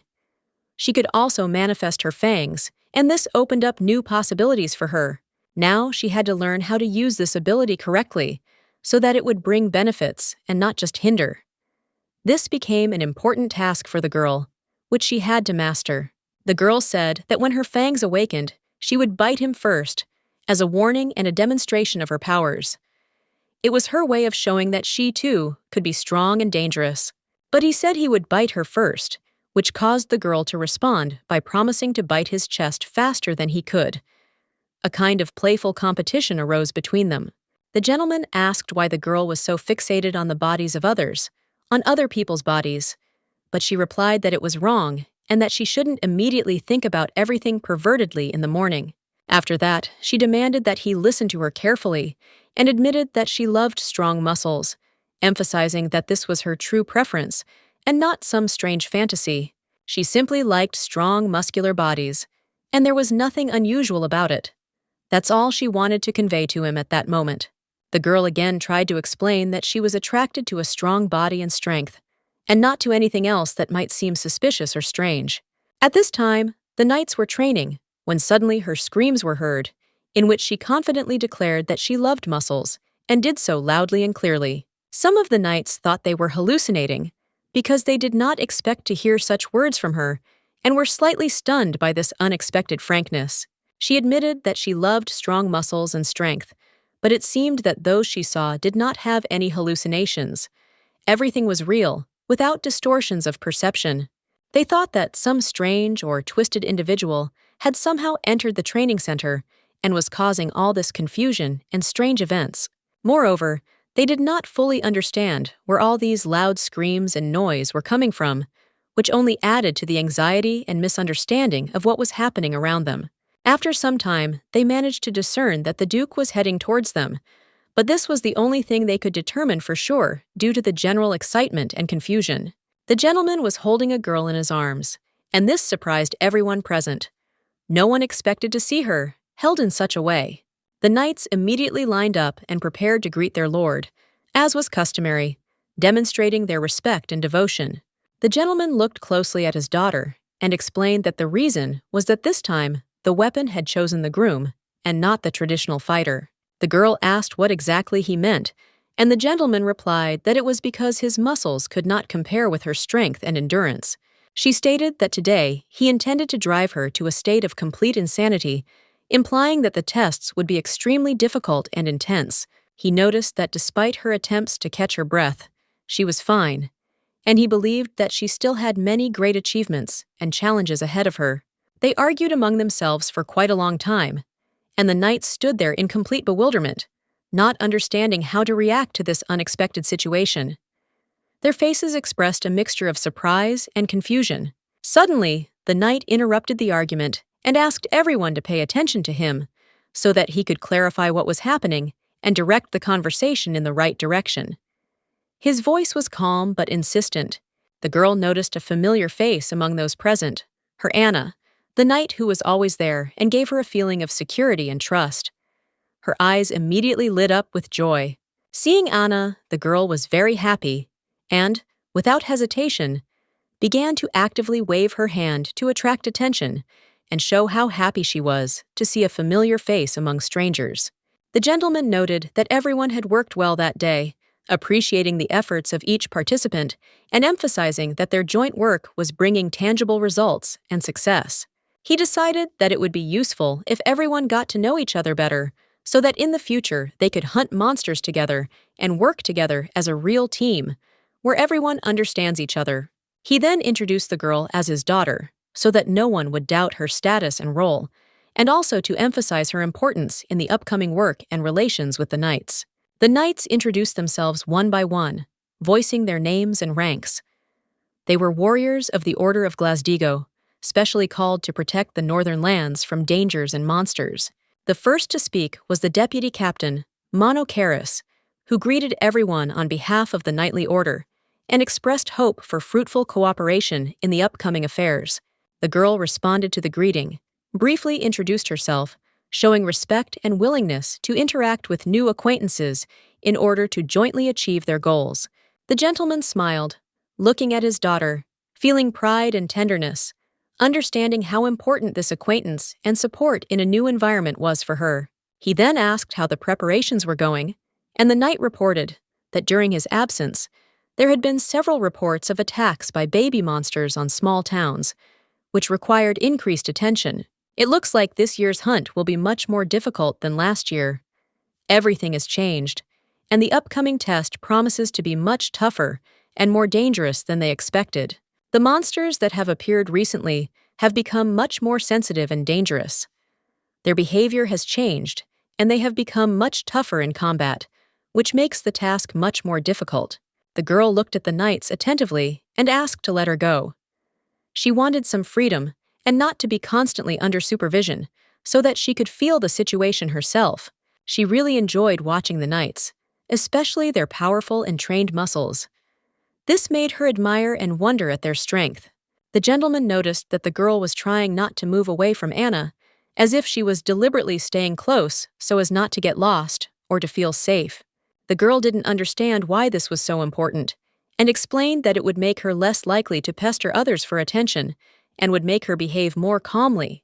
She added that she should not be considered some kind of pervert, as if her behavior was misunderstood and judged unfairly. In response to her words, he only laughed quietly, as if he did not take her explanation seriously, but without malice or reproach. The girl turned around and started to walk away, as if she had decided to leave the conversation and switch to something else so as not to create tension. She looked healthier than last time, and it was noticeable. It was good that she had already gotten used to this place and felt more confident here. The lady did not say that this place became her home from the very beginning, although that is how it was perceived internally, like a new native corner. It felt like this little girl made it lighter and warmer, as if she brought some special energy and light with her. Everything around seemed a little more inspired and alive when she was around, giving strength and support with her presence. In any case, she was already listed in the family register, and this gave her a certain status and secured her place among them.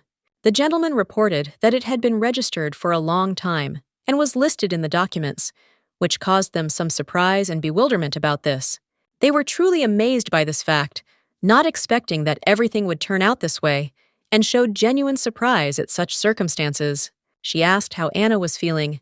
The knight replied that everything was fine thanks to the care of the lady, because the girl was growing up very sweet and healthy. Anastasia tried not to be intrusive, did not want to bother those around her, tried to behave quietly and not disturb anyone. The knight noticed that no one was really against it, Everyone was happy to see the girl, proud of her presence and meetings with the lady. However, a very interesting remark came up in the conversation. It turned out that she really loves mussels, which seemed unusual. The girl confirmed this and said that she really feels a strong admiration for mussels and everything connected with them. Then the knights posed for her, showing off their muscles and trying to demonstrate what she so appreciated and loved to see. They noted that one of them had a particularly keen gaze and muscles that, in their opinion, were necessary for true beauty and strength. They had never seen the lady so attracted to such things before, which left them with mixed feelings.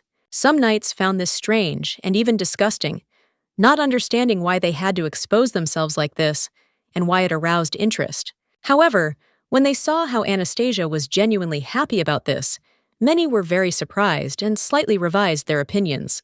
Of all the rumors that the knights believed, there were only two main ones: that the lady had been taken from the shelter, and about her origin. The first rumor was that the lady had indeed been taken from an orphanage, which explained her somewhat unusual appearance. The second was that she was considered the illegitimate daughter of the Duke, which became the cause of much talk and gossip. Her health was poor, and when she first came to the estate, no one really talked about it, although everyone was a little worried and concerned about the girl, as if a cloud was hanging over them. Now everyone was happy that the girl was healthy and could smile freely, giving warmth to everyone around her. This fact gave hope and relief, because before the situation seemed completely different. Although she herself was not sure to what extent this behavior and condition of the girl could be considered normal and usual for children of her age, it caused her some doubts. It seemed to her that there were no families in the world where children loved mussels as much as this girl, and that this was somehow unusual and even strange for those around her. The girl looked at the mussels with such lively interest and admiration that sometimes it even seemed frightening. It was so unusual and strongly expressed. The father stood to the side, silently observing what was happening, not interfering, and simply accepting everything that was happening around him in a calm and serious mood. He asked if the children of knights behaved in a similar way, wondering if they had the same oddities and peculiarities in behavior. The knights replied that they were interested in understanding what exactly he meant, because the girl's behavior seemed somewhat unusual and strange to them. Then his lordship explained that the girl was too much interested in mussels, and everyone noticed this. But at the same time, he emphasized that it was quite normal for children of her age to show interest in things that adults found incomprehensible. He gave an example that even those boys, when they were her age, were into strange things, like collecting cookie wrappers, which seemed pointless to adults. The daughter of one of the knights even filled the chest with stones to the top, and this was also unusual, but no one thought it was strange, rather funny and cute. One of the knight's sons collected insect corpses, talked about it in detail, and everyone listened with interest, discussing similar childish quirks in their children. The girl's father was hearing such stories about other people's experiences for the first time, and was surprised that he was able to feel sympathy and understand other parents, although he usually remained detached.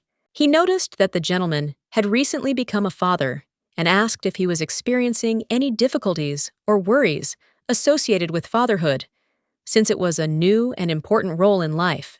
The gentleman was silent at first, but after a minute, he decided to say a few words. He noted that his daughter was really very smart, and this was immediately obvious to everyone who spoke to her. No one present understood why he mentioned this, but he began to explain that the girl reads unusual books, knows how to express her thoughts well, and speak in such a way that it surprises everyone around her. After long conversations, they came to the unanimous opinion that the girl had put on a little weight recently, and this was good for her. She began to look even more beautiful and attractive to everyone. If she had been the only one in the Boreotti family who could have earned the support of the nobility, then her success would have already been assured, because such girls were valued and respected for their abilities and charm. It was interesting to see how many more people she could win over with her looks and intelligence, because she had a real charm that could win the hearts of many. At that moment, they heard the little girl's voice, which distracted everyone from their conversations and made them pay attention to her. She interrupted the conversation with her sweet and ringing tone. The girl said that she really liked these muscles and asked to repeat what had just been shown. She wanted to see and feel this spectacle again. Then the gentleman suggested that the girl sing a good song in gratitude for allowing her to look at these muscles and enjoy such a performance.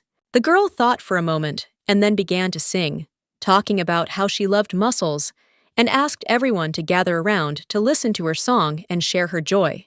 She sang about the pectoral muscles, abdominal muscles, and others, admiring them and noting that all this is magnificent and deserves admiration, calling it a real miracle of nature. Then she started talking about the muscles below the waist, but those around her barely reacted to this, trying not to pay attention to this part of her singing, although the girl continued without embarrassment.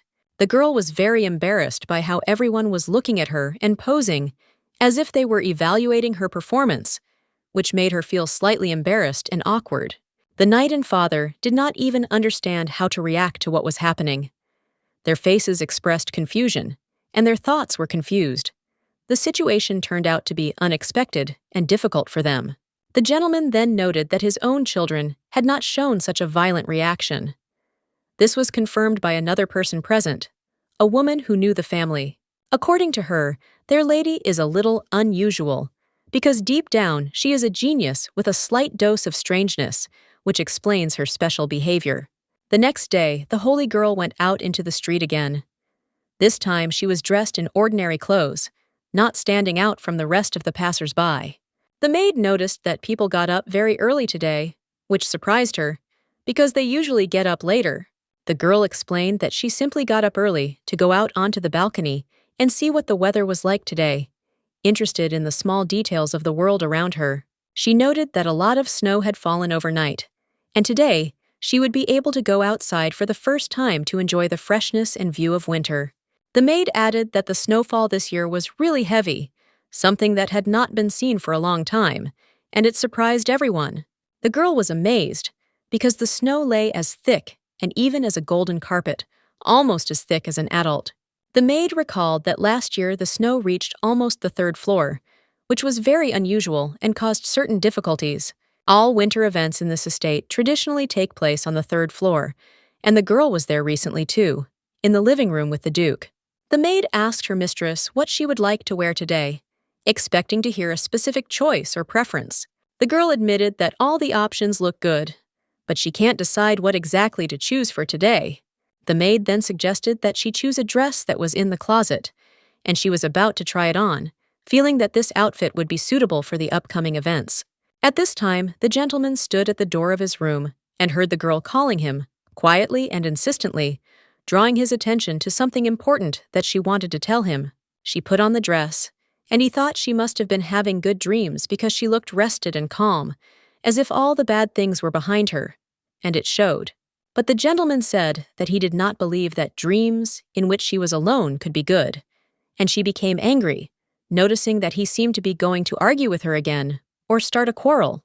He noticed that her face showed that she had indeed slept well and was feeling refreshed, and her eyes were shining with confidence and lightness after a night's rest.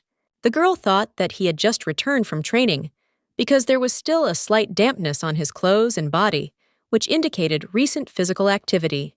He didn't immediately understand what she was talking about, and she added that he still smelled of soap, as if he had just taken a shower, and this made her smile and look slightly surprised. He helped her into a chair and said that he had forgotten something important, perhaps something that needed to be done before they could do other things, and it needed attention. They had already decided when they were going to go hunting for monsters. The plan was made in advance, and both understood that time was running out and they needed to prepare seriously. The girl asked when exactly the trip would take place, because she wanted to understand how much time she had left to prepare, and he replied that it would happen tomorrow. She was very surprised by such a quick decision and asked again why everything had to happen so soon, not expecting that the preparation would be so rapid. The gentleman explained that in fact they were even a little late, because it would have been better to leave today, so as not to waste a minute and get everything done on time. The girl was surprised to hear this, and he added that he would set out on his journey after introducing her to her new mentors, an important step that must precede their work together.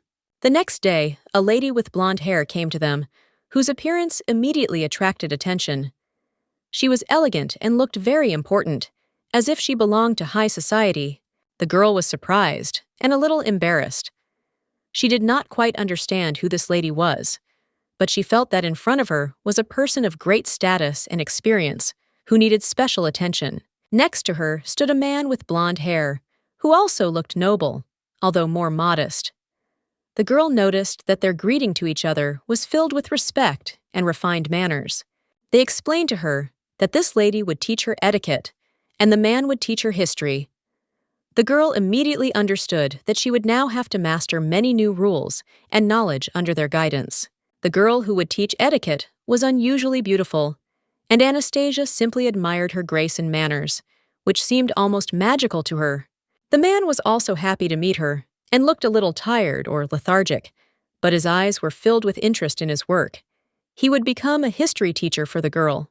The Duke watched his daughter's reaction carefully, assessing her mood and readiness for a new stage in life, where strict mentors would appear.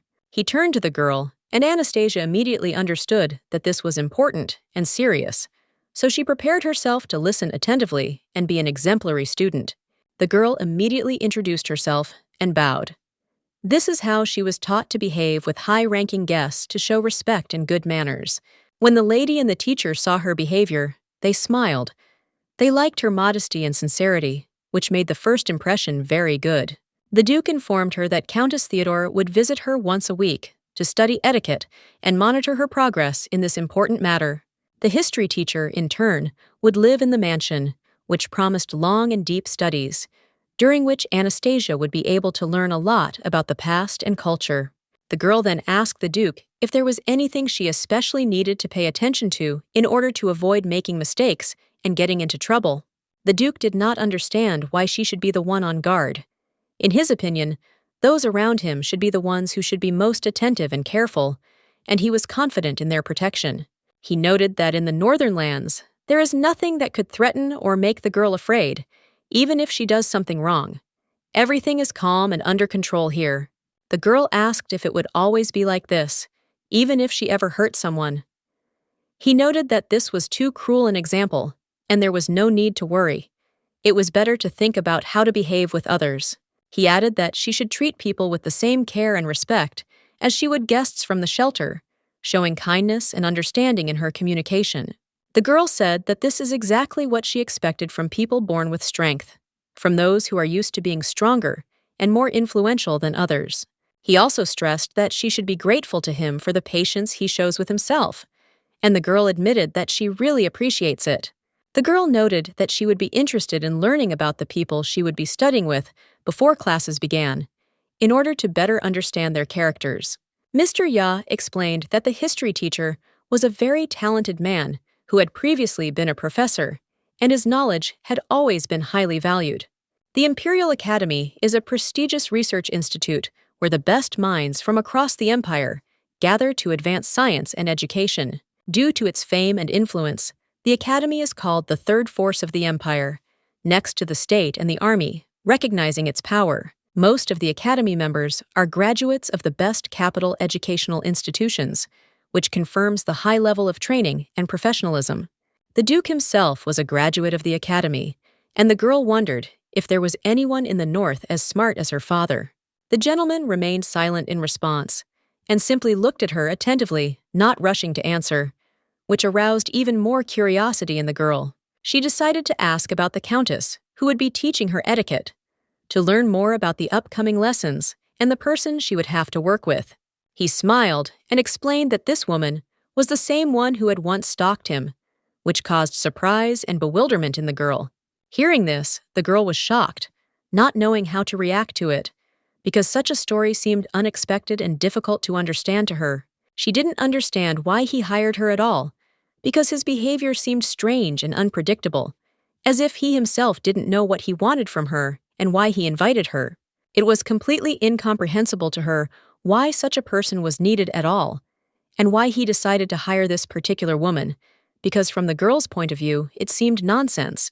He explained that no one could compare with her in the art of etiquette, and that she was well known in the capital and also respected in the highest social circles, which was of great importance to him. He spoke this way not because he was stupid or ignorant, but on the contrary, because he understood how these social games were structured and why he needed it. The girl asked about the secondary society, to which he replied that this place was no better than the noble council, just as dirty and corrupt. At first glance, it may seem that the gathering of beautiful and noble ladies is simply a carefree conversation in a pleasant atmosphere. In reality, this is a real battlefield where greed rules and deals and intrigues are conducted secretly, behind the backs of others and under the table. If the Academy is considered the third force in the empire, then the capital society ranks second in influence and power, determining the fate of many. She will definitely become a part of this society, because it cannot be otherwise, as long as she bears the name Boreotti and is connected to this world. To be honest, he didn't want to send her there because he understood how difficult and dangerous it would be for her. The girl asked him to take her hand and not let go, as if trying to strengthen their connection and get support. He was surprised by such a demand, and did not understand what she wanted from him and why she was asking for it. He extended his hand to her, but she immediately said that this was not quite what she had meant, and that it should not be like this. Then she gently took his finger, showing that she wanted him to hold her just like that, symbolically and tenderly. She thought he didn't want it, because his gaze seemed loving and a little shy, as if he was afraid to make the first move. He simply said that it wasn't so, without trying to attach any special significance to her actions or to make sense of her actions, as if everything that was happening didn't deserve an explanation. The girl smiled, showing no hesitation, and began to walk forward slowly, as if trying to get away from everything that could bother her, without rushing or looking back. Her steps were so slow and measured that even the gentleman noticed how tired he was of such leisurely pace, because his patience was beginning to run out, and the wait seemed endless. The woman standing nearby was sweating slightly. Her gaze was firm and confident, as if she was ready to insist on her own and was not going to back down even a step. The girl said that she was going to sleep and learn something important, which meant that the gentleman should return quickly so as not to miss important events and maintain order. The gentleman seemed to remain silent, not wanting to enter into an argument or express his opinion, leaving everything as it was, as if not noticing what was happening around him. She also suggested that after his return from hunting, they go somewhere together, hinting at a future meeting that could unite them and give them a reason for joy. While the master was away, the girl decided not to show her feelings and not to cry, even if she suddenly missed him very much, because she firmly decided to remain calm and strong-willed. This made him smile as he noticed her blush slightly and become embarrassed, which added even more charm to her image and showed her sincerity and fragility. She couldn't say anything out loud, just like her father, hiding her true thoughts and feelings, as if afraid that words would change everything that was happening between them. The day of the monster hunt had arrived, a day when important matters were decided and strength and skills were tested, foreshadowing new trials and unexpected events for everyone. The gentleman had already gathered, prepared, and was ready to go hunting, having collected everything necessary and prepared himself for the upcoming difficulties and dangers. Meanwhile, the girl slept, tired and sleepy, her eyes slowly closing, and she falling into a long and peaceful sleep to gain strength. It seemed to her father that it would be better if she simply lay down and rested, because in her condition, her mouth simply could not withstand the strain, and she could harm herself. But the girl said that she was very cold, and that she wanted to say goodbye to him in person, despite her tiredness, because saying goodbye was more important to her than anything else.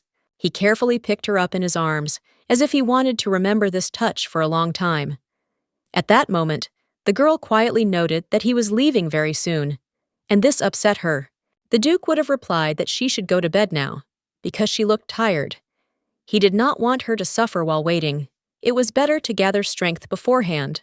The girl said that she did not feel like sleeping at all, but he gently asked her not to force herself to stay awake for him.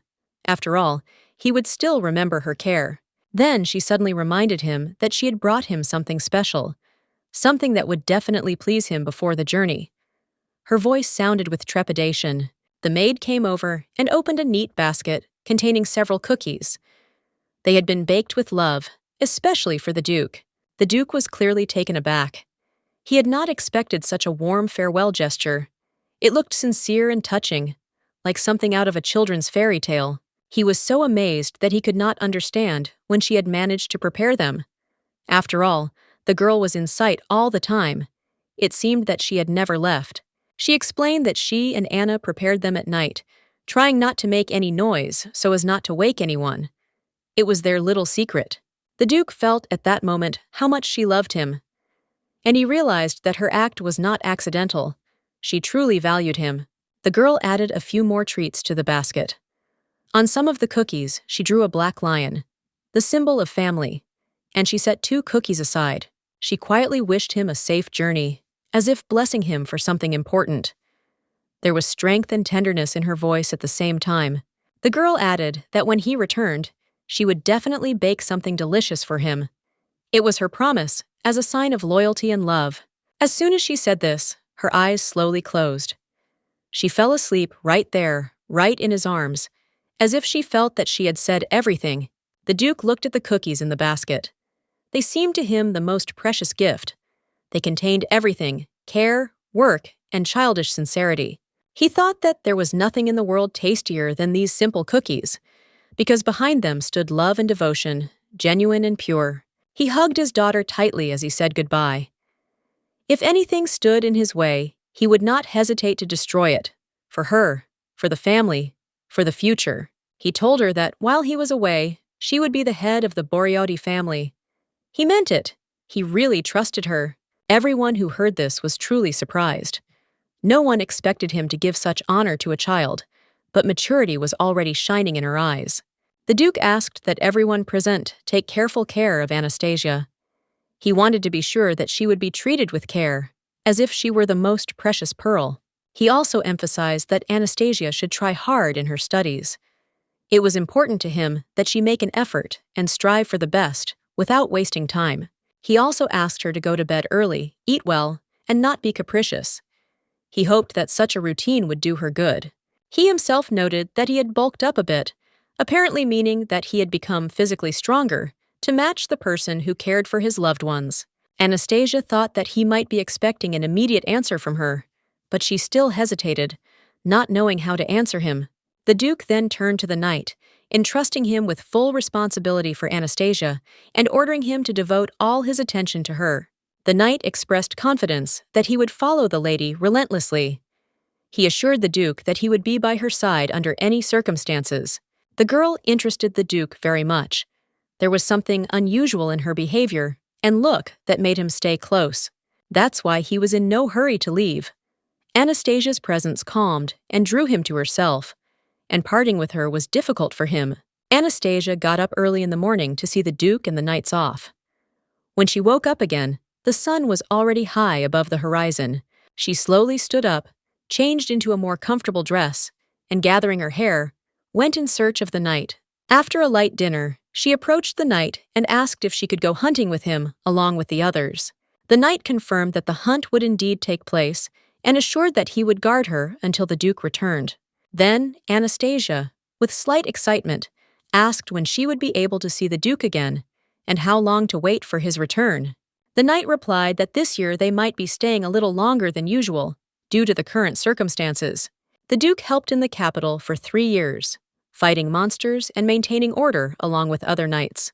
Despite their efforts, even the reduced number of monsters was still nothing compared to the situation when the Duke was there in person. Towards the end of the conversation, the knight accidentally mentioned the mating season, and Anastasia, not understanding anything, immediately asked about it again. He said that this is true love, the kind where the feelings grow stronger every day. They both feel it so deeply that they can't even stop, as if they feed off each other.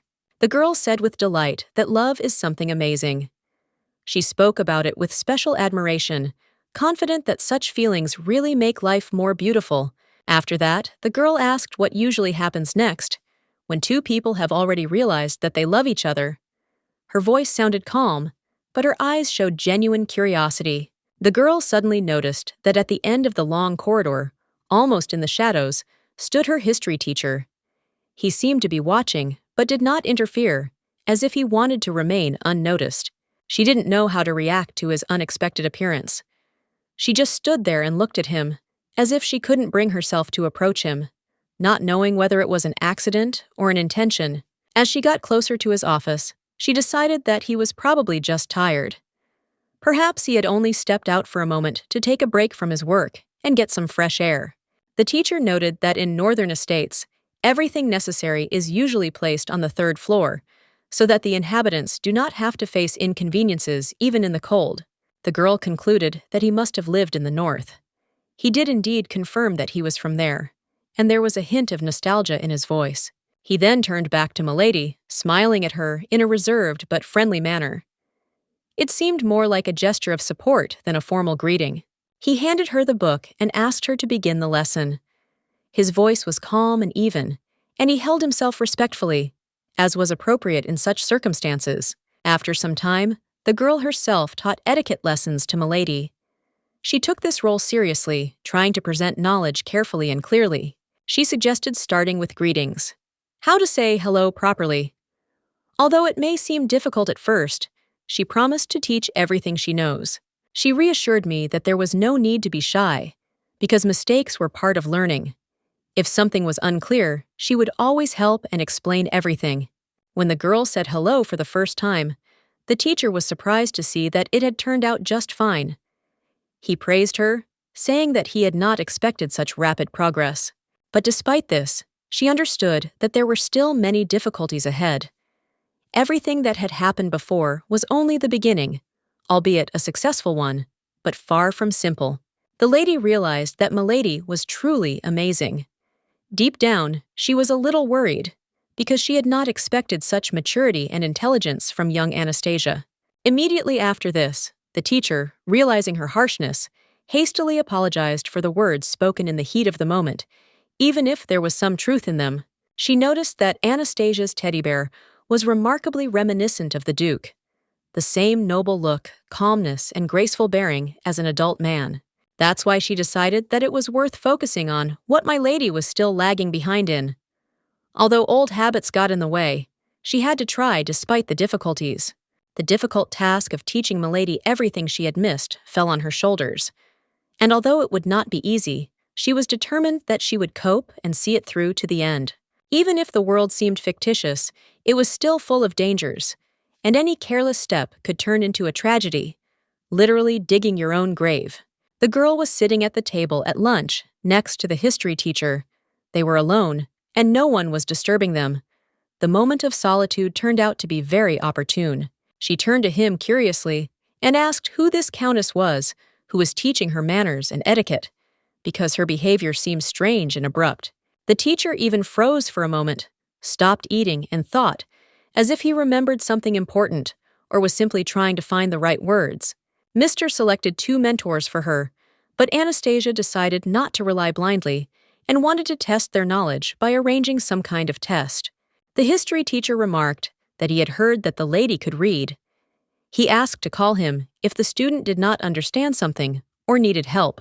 The second mentor, the same strict lady on etiquette, said that the girls knew almost nothing, and in her opinion, it would take a very long time to learn. It all seemed ridiculous. The Duke leaving his daughter in the care of such strange people. She couldn't help but laugh. It seemed so absurd.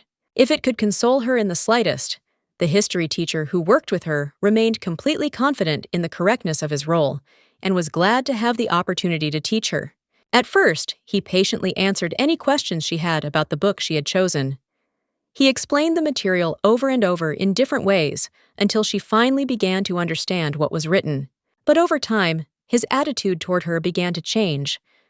Gradually, she began to talk about topics they hadn't even studied yet, and he began to listen to her more and more attentively. He asked her opinion more and more often, and it became clear that he had become a much better teacher. Sometimes, between classes, they would discuss various topics, even the snacks they had eaten that day.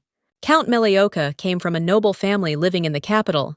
Unlike the other heirs, he was born in the center of the country and did not have much influence in the north.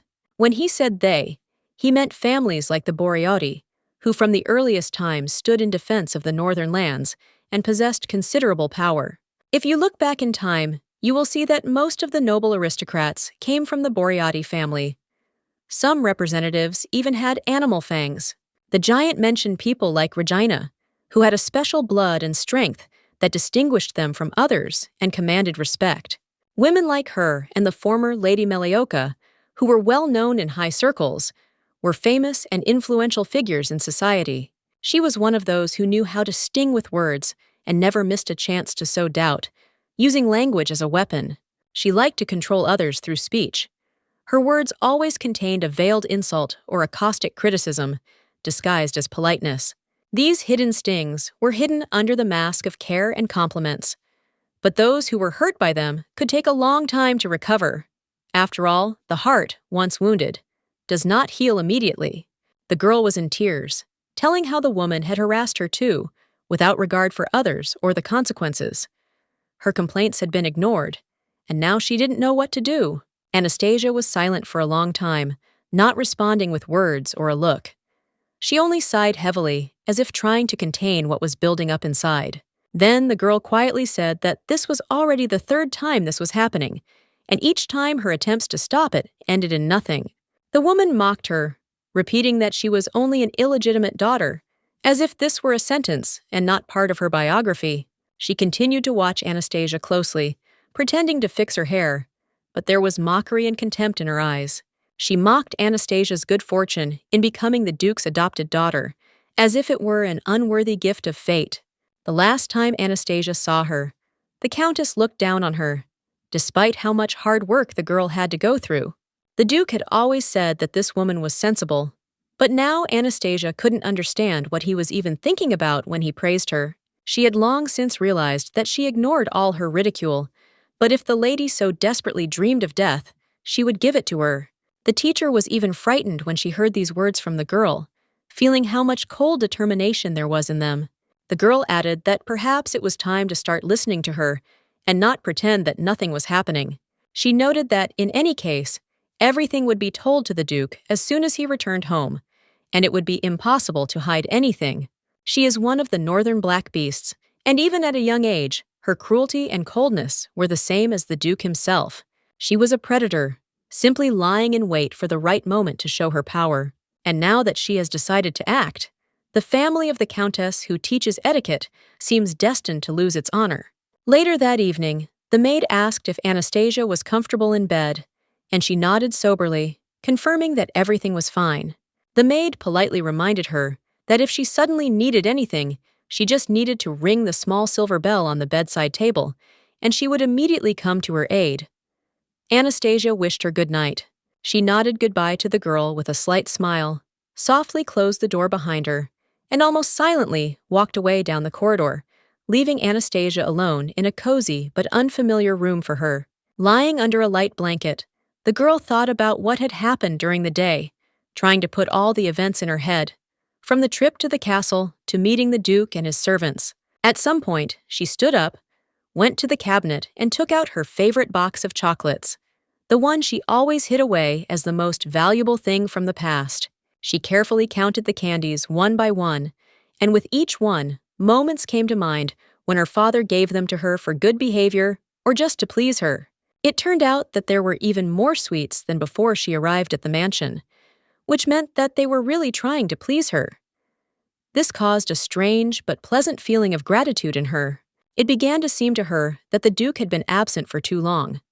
She subconsciously waited for his steps in the corridor, because he had promised to be there, but now he was gone for a long time. One day she woke up and realized that she was left all alone, an orphan.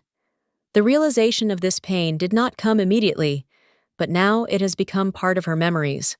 Now everything is different.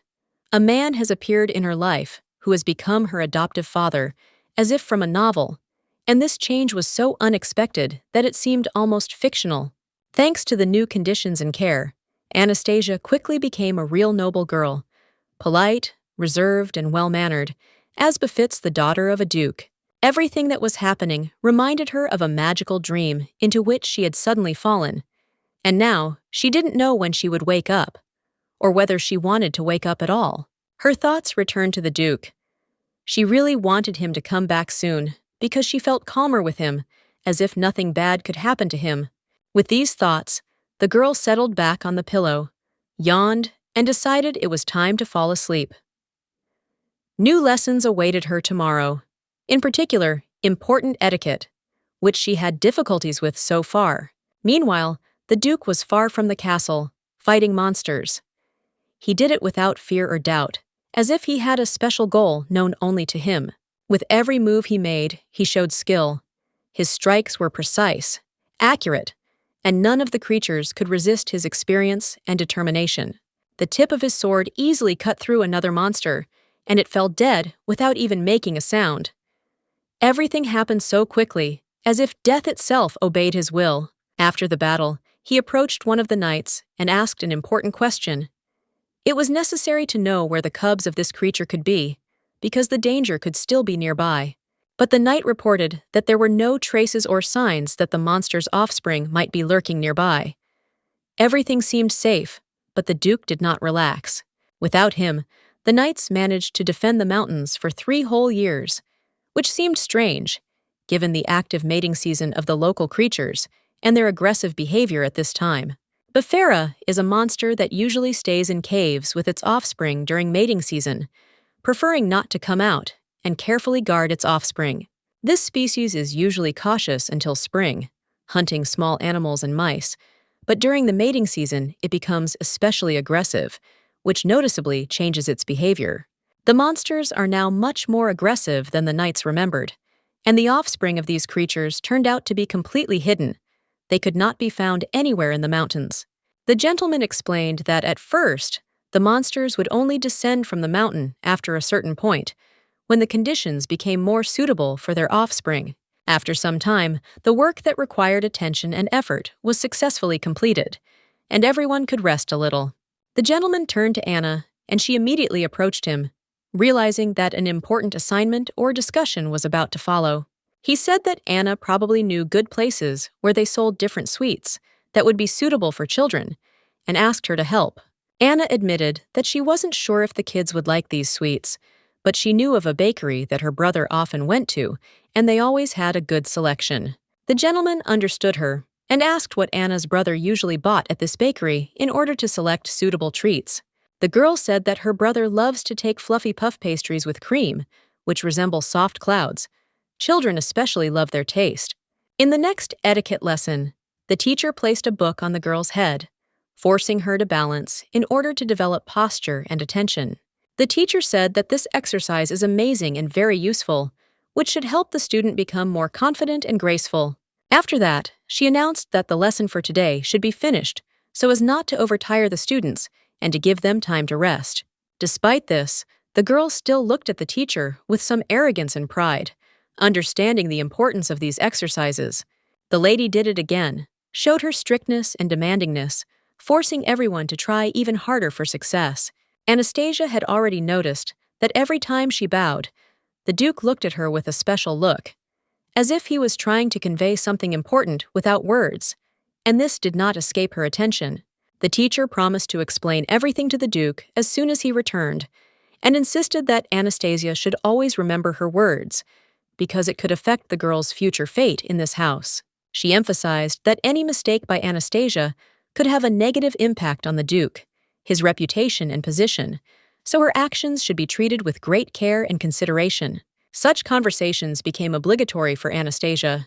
She could not live a day without the teacher reminding her of the seriousness of the situation and her responsibility to the Duke. When the teacher tells the Duke, the people who are guilty of hurting the Duke's daughter will not go unpunished, because the Duke really cares about her and will not allow her to be hurt. Despite the fact that Anastasia was adopted, her wounded heart could not return to normal for a long time, because the grievances she had experienced left deep scars, and it was very difficult to recover from this. She was in real pain, and the pain was almost physical. She felt alone and vulnerable in a world where every little thing could become a test. The teacher said that the lady is studying and developing very well, but at the same time, she needs to be very careful with her position, because luxury and status require endurance and responsibility.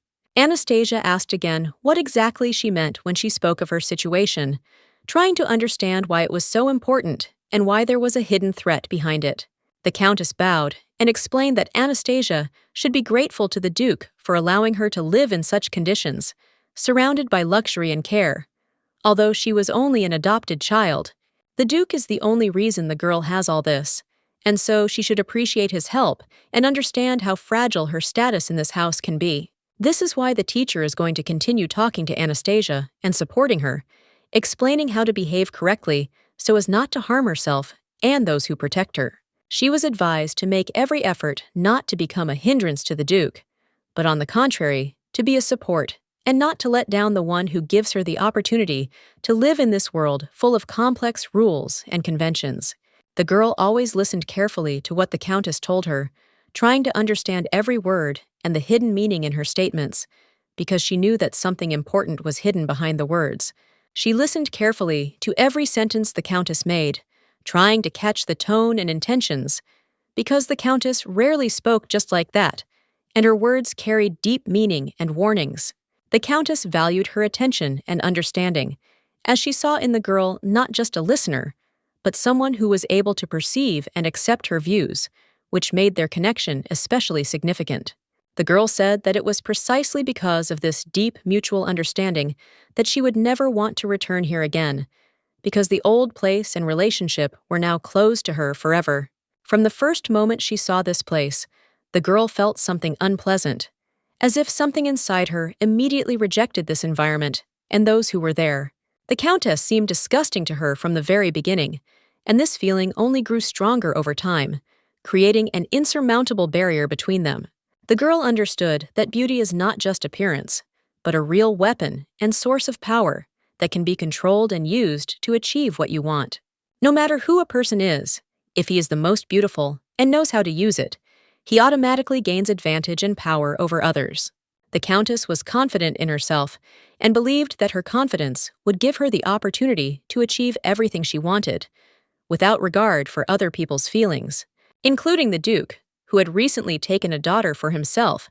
The countess saw in him not just a man, but a desired object that could become her property. He was strong and influential, and the countess wanted to win him over, confident that this would strengthen her position and power. The decision to try to get the Duke seemed natural and logical to her, because he could be her key to greater success and influence.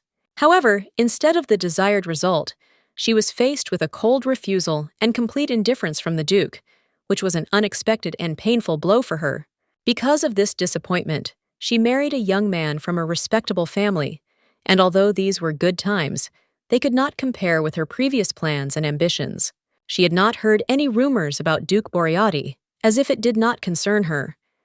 Everything happened as if by chance, and she could not imagine that such talk was going on about him. She found it incredibly difficult to believe that the Duke could have an illegitimate child. The idea seemed so strange and contradictory that she simply refused to accept it. She couldn't understand how it was even possible for a man like the Duke to have a secret child. It was almost impossible for her to imagine, since he seemed too closed off for such stories. Versulga's reputation was very special and unusual, especially in the capital, where all gossip quickly spread and became surrounded by rumors. Her position in this world was not as simple as it seemed. There were rumors that Versulga even managed to write a memorandum before going to bed, so that no one would dare threaten her or the Duke. This added even more mystery and power to her in the eyes of those around her. But the main secret remained. Who was this girl, from whom the Duke had a child? She decided that she had to personally check everything with her own eyes, to understand the truth without unnecessary speculation. Even if it was jealousy that tormented her soul, she could not deny what was connected with the woman who gave birth to this child.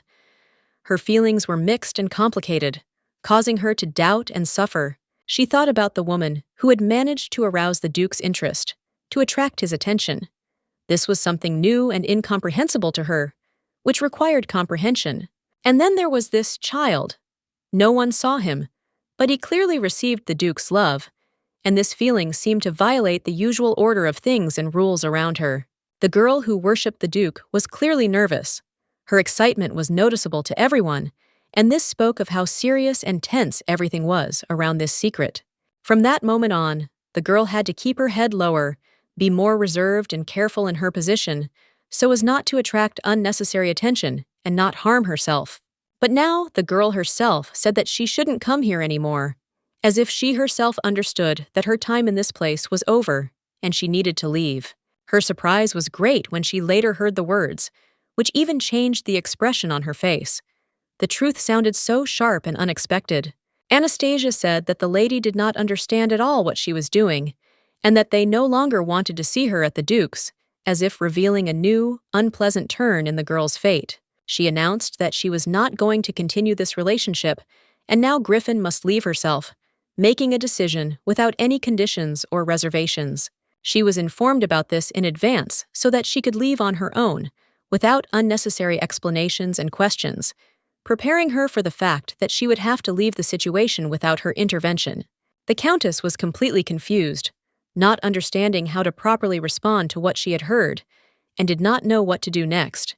Feeling inner turmoil and bewilderment, she got to her feet and tried to catch up with the girl, who was quickly walking away, and her request to stop her sounded like genuine concern and a desire to understand what was happening.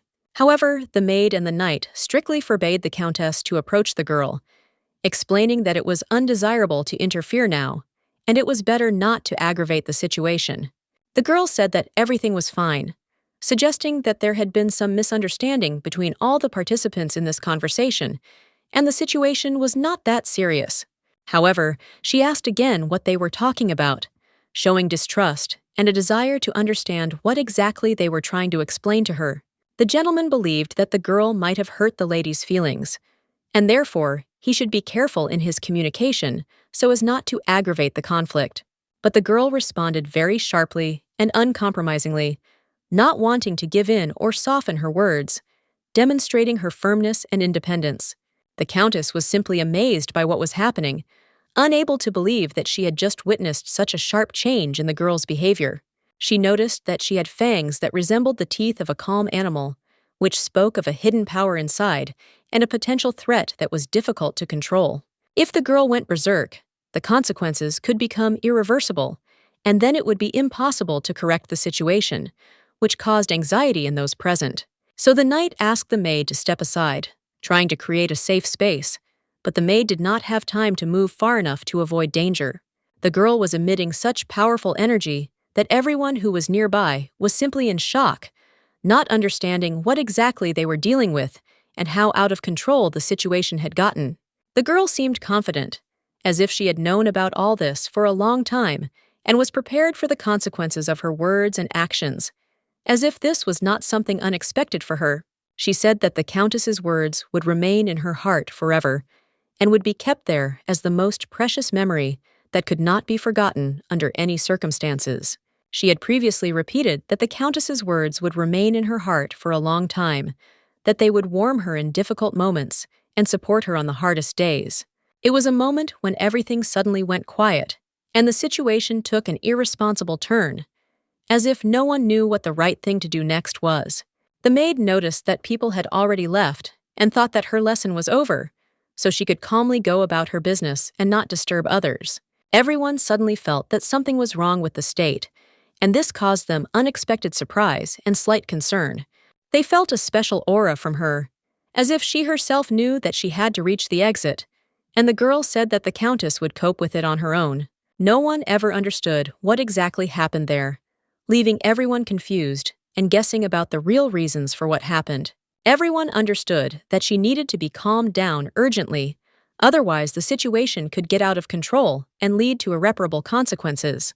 He approached her and expressed a desire to accompany her, but the girl said that she wanted to walk alone to get some fresh air and collect her thoughts.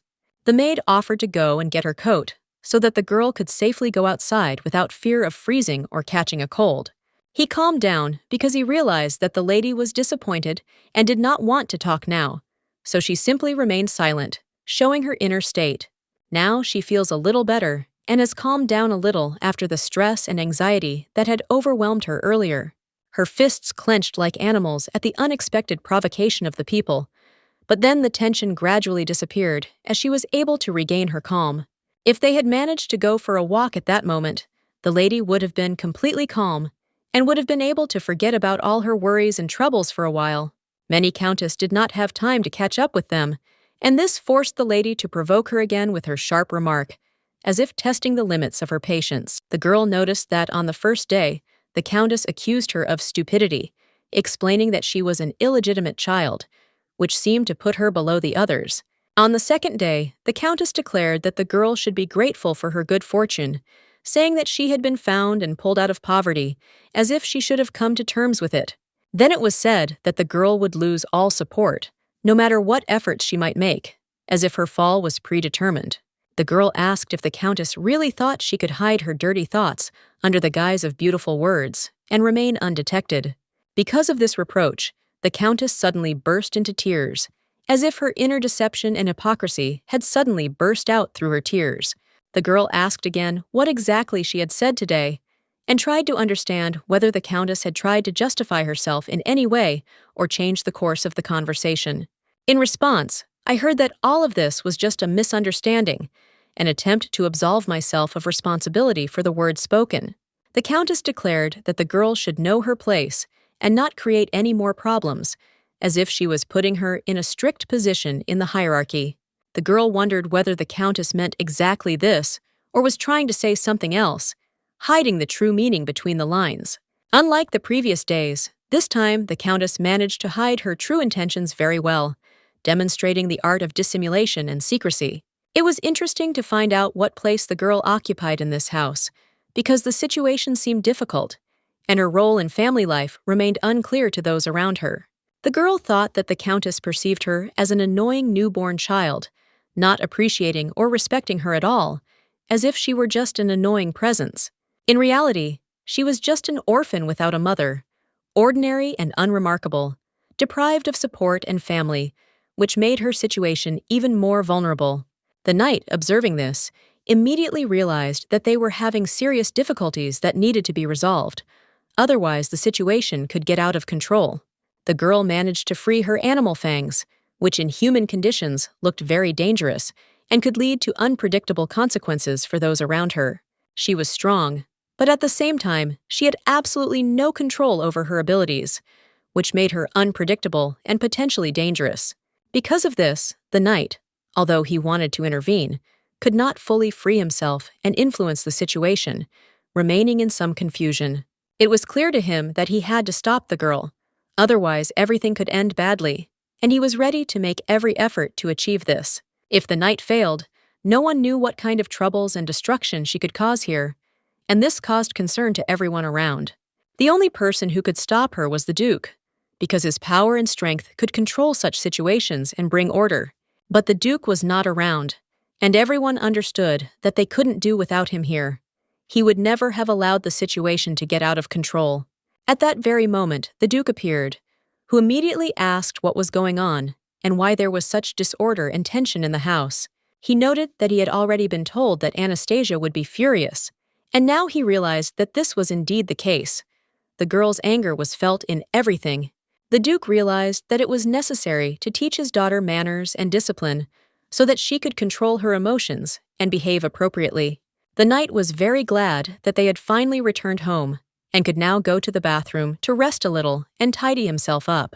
They were in a hurry because they wanted not only to stock up on alcohol, but also to have a good time, relax, and unwind. The evening promised to be eventful, and the rush gave them a special mood.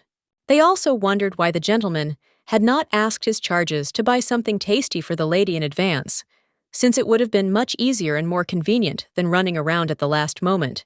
The knight explained that he had not thought that the gentleman would decide to buy the treat himself. He had assumed that he would delegate it to someone else, but circumstances had turned out differently.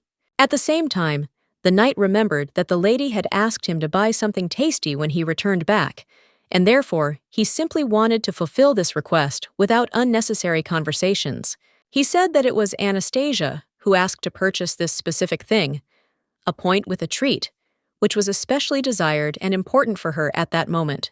Therefore, the knight considered it his duty to buy it himself in order to please the lady and not let her down, despite the fact that this added trouble. When he entered the store, everyone around was a little scared by the unexpected visit, but he calmly asked for an airy cream puff, light and tender, like a cloud. At that moment, the seller was definitely not going to sleep. Such a late request was rare, and this night would certainly be remembered for a long time. The knight was sure that the lady would be happy if she received a treat. He hoped that she would not complain, because perhaps they were already waiting for them right at the entrance, ready to enjoy the evening. However, the gentleman said that it was time for sleep, and perhaps the lady was already waiting for him to spend the evening together, despite her fatigue and the late hour. He imagined Anastasia asking him why he had come home so late. He saw her look in his mind's eye, a little reproachful, a little anxious, and it awakened a strange feeling in him. The thought made him smile involuntarily, as if he had found comfort and understanding within himself. His smile was short but sincere, because it was in that moment that he felt connected to her. But then they both noticed how Anastasia used her fangs, wild and sharp, like an animal's. It was unexpected, but there was a power and nature in this gesture that could not be hidden. He couldn't believe his eyes when he saw it for the first time. At that very moment, he understood what this transformation meant and what powers were hidden in it. Everything became crystal clear. The Duke immediately ordered everyone to quickly leave the place so as not to complicate the situation. His voice was strict, peremptory, and no one dared to contradict him. The knight tried to go with the Duke and said that they should stick together, but the Duke replied that they would only get in the way and that he could handle it himself. These were young animals who had yet to be trained and raised. They did not yet know how to control their feelings and strength. Everything was new and unpredictable. Sometimes they couldn't contain their emotions, and because of this, they would briefly show their fangs, a small sign of the internal struggle and the wild nature that sat inside. If the child had summoned enough fangs to take over the entire estate, then one could be sure that only one person could have caused the event. The Duke walked inside and carefully picked up his daughter. He knew that what she needed most now was support and peace. He tried to calm her down somehow, making every effort to make her anxiety and fears disappear and to make her feel safe again. He noticed that she seemed to have bitten harder than she could bear, which meant that there was not only emotion raging inside her, but also real pain that was hard to control. After a while, he completely removed all the fangs that were in his mouth. This removal seemed like a momentous moment, as if a chapter of strange events that had recently occurred was being closed. After that, he asked the knight to tell him what exactly had happened at that moment. He wanted to understand the essence of what had happened and the reasons for the unusual behavior of all the participants. The knight apologized for not being able to properly protect the lady. He felt guilty and regretted not being able to prevent trouble. It would be wrong for him to speculate about Milady's motives, but as far as he could tell, the countess had offended her, and that could be the cause of tension. It seemed that the countess allowed herself to make some prophetic and possibly caustic remarks to the lady, which only aggravated the situation and added fuel to the fire. Several minutes passed, and the knight could not believe that the Duke still had not drawn his sword. It seemed strange and even illogical, given what was happening. He noticed that the girl was feeling unwell. She had a high temperature, and her condition was causing concern and alarm to everyone around her. The knight noted with some irony that it was funny how all this happened at the moment when he was leaving, as if the events were connected with his absence. He simply walked past the countess, not paying any attention to her and not entering into conflict, although the tension in the air remained palpable. Ivan believed that every person should have some kind of dying wish that he would like to fulfill at the last moment of his life. With the help of his fangs, he killed the countess, which became an important and decisive act in this story, influencing the further course of events. He said that he would fulfill these dying wishes, because since she knelt before him, it meant that their fulfillment was now his duty and responsibility. Already at night, the girl opened her eyes and realized that she was lying in her bed, and gradually came to her senses after what she had experienced. She got out of bed and saw her father next to her, who seemed to be there to support and protect her in this difficult moment. He said that she still had a fever and therefore needed to lie down again to avoid making it worse and to give her body a chance to recover. She looked at him carefully and noted that he looked very beautiful and calm in the nightlight, which gave him a special charm. She asked with interest when he had managed to return, and the gentleman said that he had arrived 2 days ago. During this time, she had slept completely and had not noticed anything around her. All these days, the girl was in a deep sleep, as if immersed in another world, not feeling time or what was happening around her, as if protected from everything external. She thought that the reason for this condition was due to the sharp teeth of the animals, which seemed to affect her well-being in sleep, causing weakness and fatigue. He confirmed her suspicions, saying that it was indeed so. She hid under the blanket, admitting that it made her feel sick and uncomfortable, and that was why she was hiding. He, slightly surprised, asked why she spoke so formally and reservedly, as if trying not to show her true feelings and avoid details. She answered this way because she thought she had done something wrong, but he did not understand what exactly had caused her anxiety and confusion, and therefore remained somewhat perplexed. The girl admitted that the incident happened because of her, but he did not consider it a serious incident, perceiving the situation much calmer than she did. He assumed she meant using her powers, and she confirmed this, emphasizing the importance of the moment, which caused complications. Her condition remained critical, much worse than it had been after crossing the gate, when her strength was depleted and her body suffered greatly. He asked again if she had done it on purpose, trying to understand whether her behavior was conscious and intentional or accidental.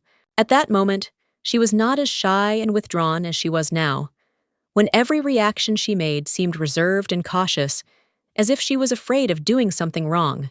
The girl admitted that she did it deliberately, although she was angry, realizing that the situation had gotten out of control and her actions had led to undesirable consequences. The countess strictly noted that Anastasia must know her place and understand how to behave correctly in order to avoid similar incidents in the future. She didn't know where she belonged in this world, and then she asked about it. Everything around her seemed strange and incomprehensible, and inside, there was a growing feeling of emptiness and loneliness. The day she opened her eyes, it was as if she had become a different person, as if her old self had dissolved, giving way to something new and vulnerable. She turned into a small, weak child who could barely cope with the weight of life, and the whole world seemed huge and scary to her. She had no family in this world, no one to support her, no one to protect her from adversity and pain. She had no place to find peace, no place to go to recuperate when fatigue weighed on her body and soul. And of course, she didn't have those things that were always with her, that brought at least a drop of comfort and hope in the gray everyday life. But she couldn't even cry. The tears, like the feelings, were somewhere far away, hidden under a layer of hopelessness and constant struggle. After all, simply surviving in this cruel world was incredibly difficult. Every new day brought new trials and suffering. Amidst the constant changes and grievances, she was able to make only one promise to herself, which became her only support and goal. She decided to survive at any cost and take revenge on those who hurt her and made her life miserable and hard. She asked the gentleman who she really was, trying to find at least a grain of truth about herself. She confessed that in reality she was just an orphan, without memories or roots, lost in this big world. Despite everything, she considered herself a lucky adopted child, because her fate could have been even worse without those who took her in. She was a daughter who escaped from the past, completely different from who she was before. Fate brought her together with the main character, like a miracle, and this moment became a turning point in her life. After this event, she was given a new name, Anastasia. It seemed to symbolize the beginning of a new path, another life, where she could forget everything that had happened before. She received much better treatment than she could have imagined. The care and attention of those around her helped her recover faster than she thought possible. The kindness and warmth that emanated from them melted her frozen heart. Little by little, she began to open up and trust those around her. Despite this, she still had the feeling that there was nothing here that truly belonged to her alone. Everything seemed foreign and temporary, as if she were still a guest. The countess constantly reminded Anastasia that she should know her place.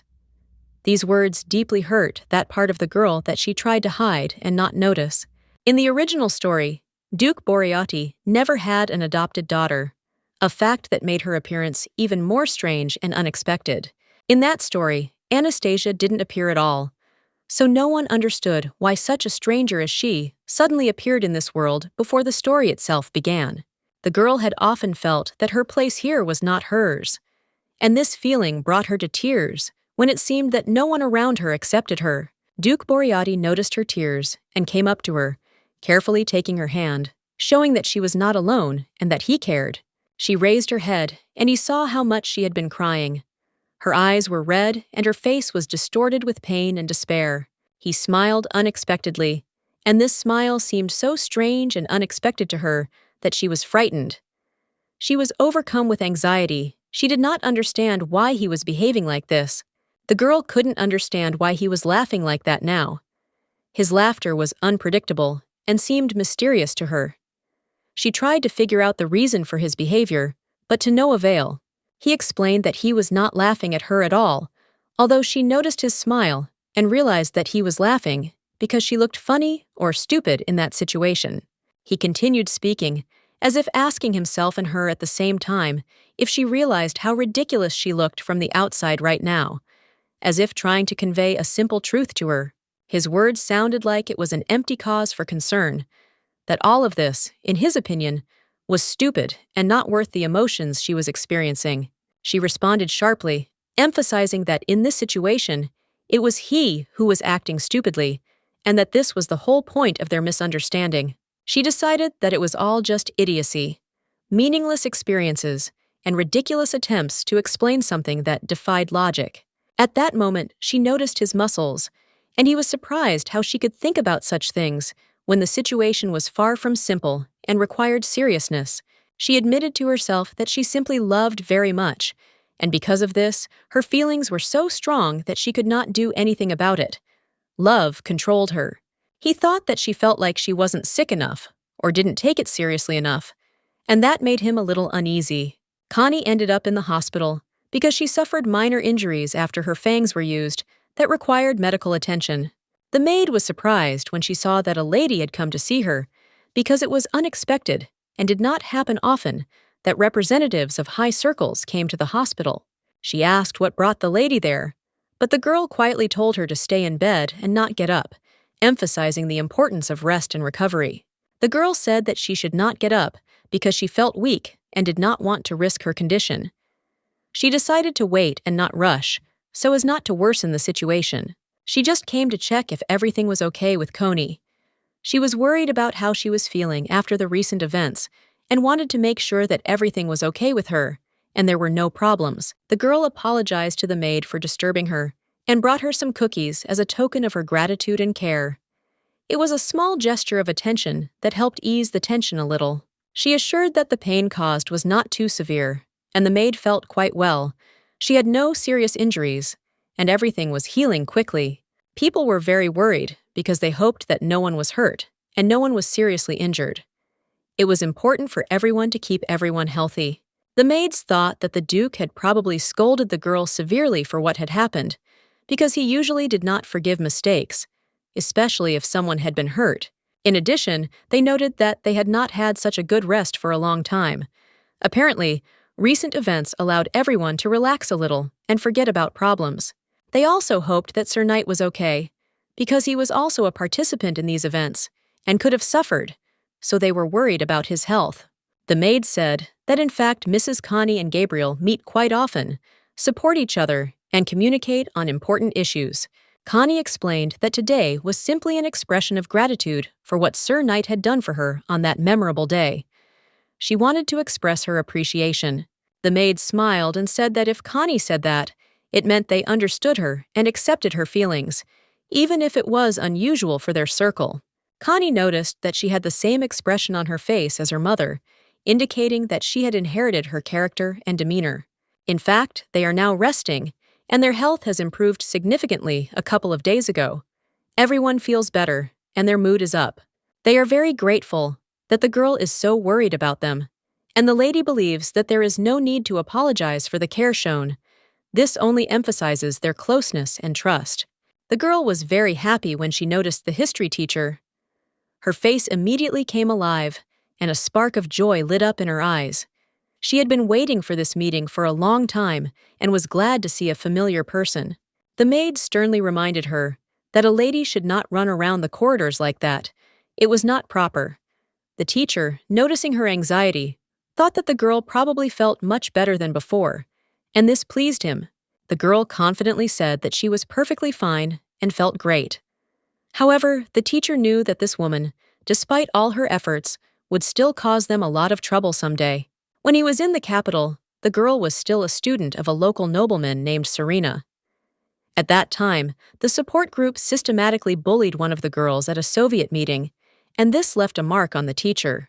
After that incident, the girl cried so much that the memories of that day still tormented both the maid and the teacher, leaving a shadow of anxiety over their thoughts. The maid could not understand why they would treat a member of the Boreotti family so cruelly, because such behavior was completely unacceptable and contradicted everything they had been taught. The girl, observing the conversation, asked why the dispute had arisen in the first place, what had caused the discontent and quarrel between the parties. She wanted to understand the root of the conflict. The maid could not believe that her subordinates could be so bold and brave as to allow themselves such harsh words and actions without thinking about the consequences. She even thought that the girl was behaving like a wild animal from the north. So indomitable and brave did she seem in the eyes of the maid, as if from a completely different environment. The teacher noted that such behavior had a negative effect on emotional development, but the girl decided not to stop and asked about the gentleman's condition, showing a keen interest. At this time, the gentleman was holding an important meeting, listening attentively to reports and considering further actions, which spoke of the seriousness of his position and responsibility. He calmly drank a mug of tea, sat completely relaxed, but at the same time closely followed the course of events, controlling everything that was happening without unnecessary haste.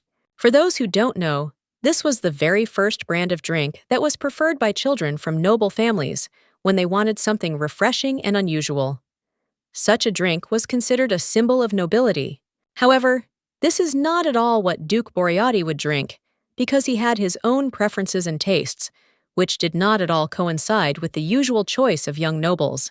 They called him Peter, so that everyone would understand that Lady Grey was so called because of its deep black color, which evoked associations with something mysterious and strong. This color meant something important to the Duke. It was like his reign, which always accompanied him, like a symbol of darkness and immutability, connected with his character and destiny. Lady Grey was also associated with Anastasia on the day the Duke took her from the orphanage, the moment her life began a new chapter, full of mystery and change.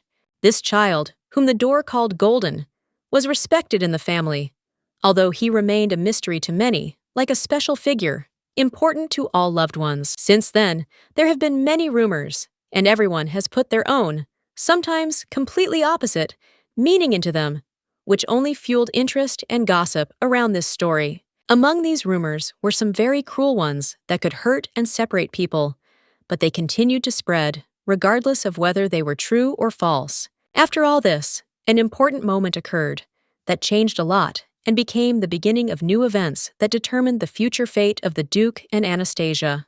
The gentleman asked when the Duke had last shown the northern point, as if trying to understand how long ago the time that was important to them had passed.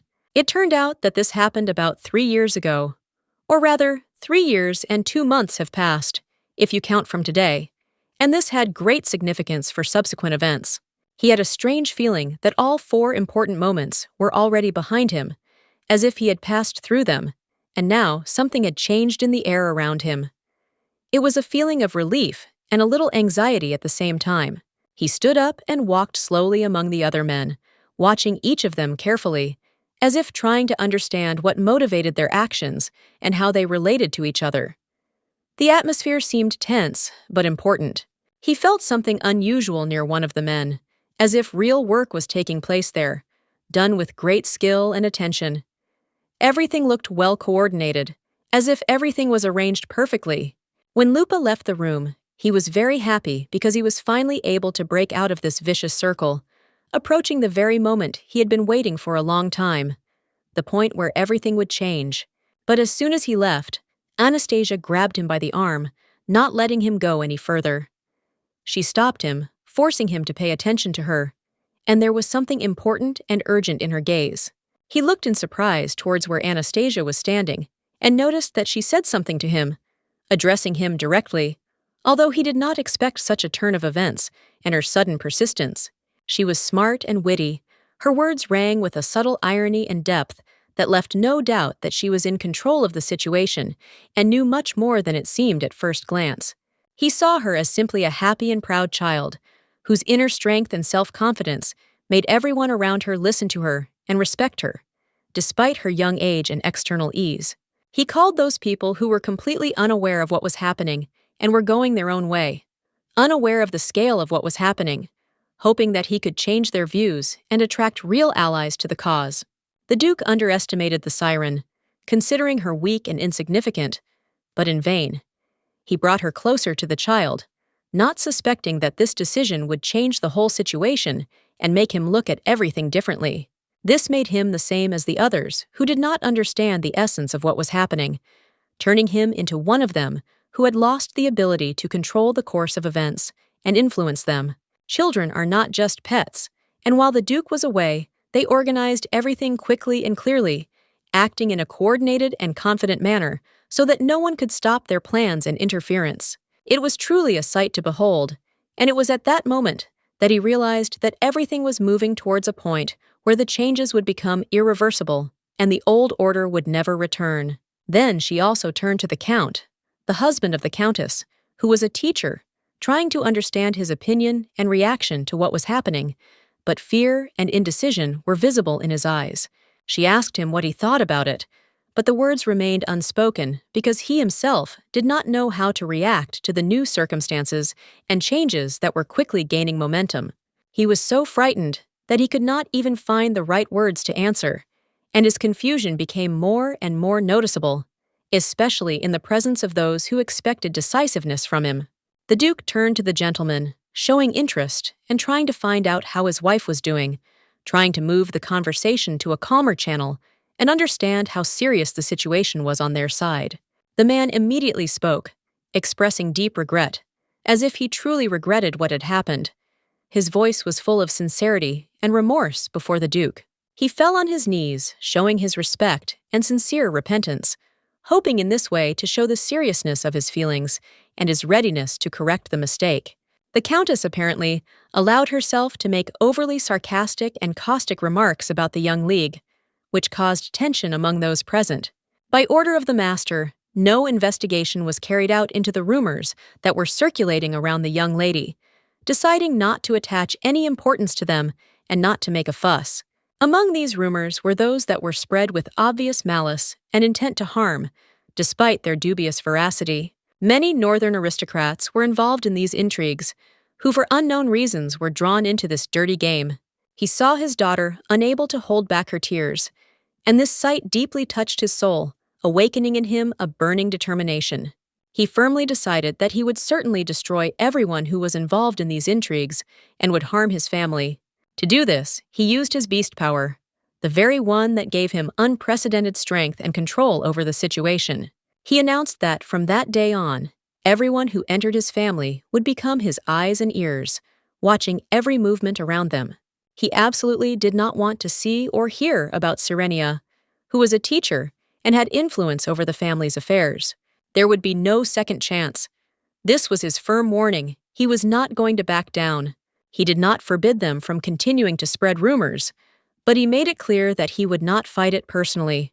He saw no point in dealing with those who seemed to be asking for their own death, running around uselessly with threats. Instead, he chose to rest quietly by the fireplace in the company of his daughter, finding comfort and peace in it. This was his first and last warning. He made it clear that he would not tolerate it any longer.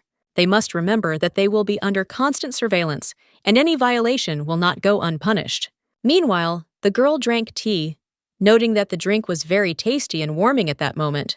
Lupa turned out to be very developed and capable. She liked it, and she admitted that she expected difficulties with printing, but everything went smoothly. The girl suggested that Mr. Lupa might have gotten hurt, which raised some concerns about his health. The gentleman said that he was working in his office when he suddenly felt a strange discomfort, which made him wary. His body began to sweat heavily, and his heart immediately began to beat wildly and quickly, causing anxiety and discomfort in his soul. The fangs of the beast is a very powerful and strong ability that brings its owner tremendous strength and influence. The girl lowered her eyes, realizing that she was to some extent to blame, albeit a little, for what had happened. If you think about it, she really did want to destroy the siren, even though she didn't fully understand the consequences. In the novel, the beast's fangs were described as the most powerful force a person could possess in this world.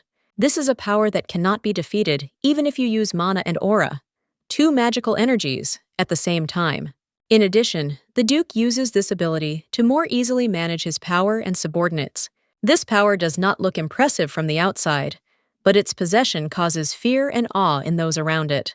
People who have such power often become too arrogant and self-confident, which is dangerous for themselves. A striking example of this are the children of aristocrats, who rely only on the status of their families and do not know how to think for themselves. Those who are now scared to death in the conference room are precisely from this category. Their pride often plays a cruel joke on them.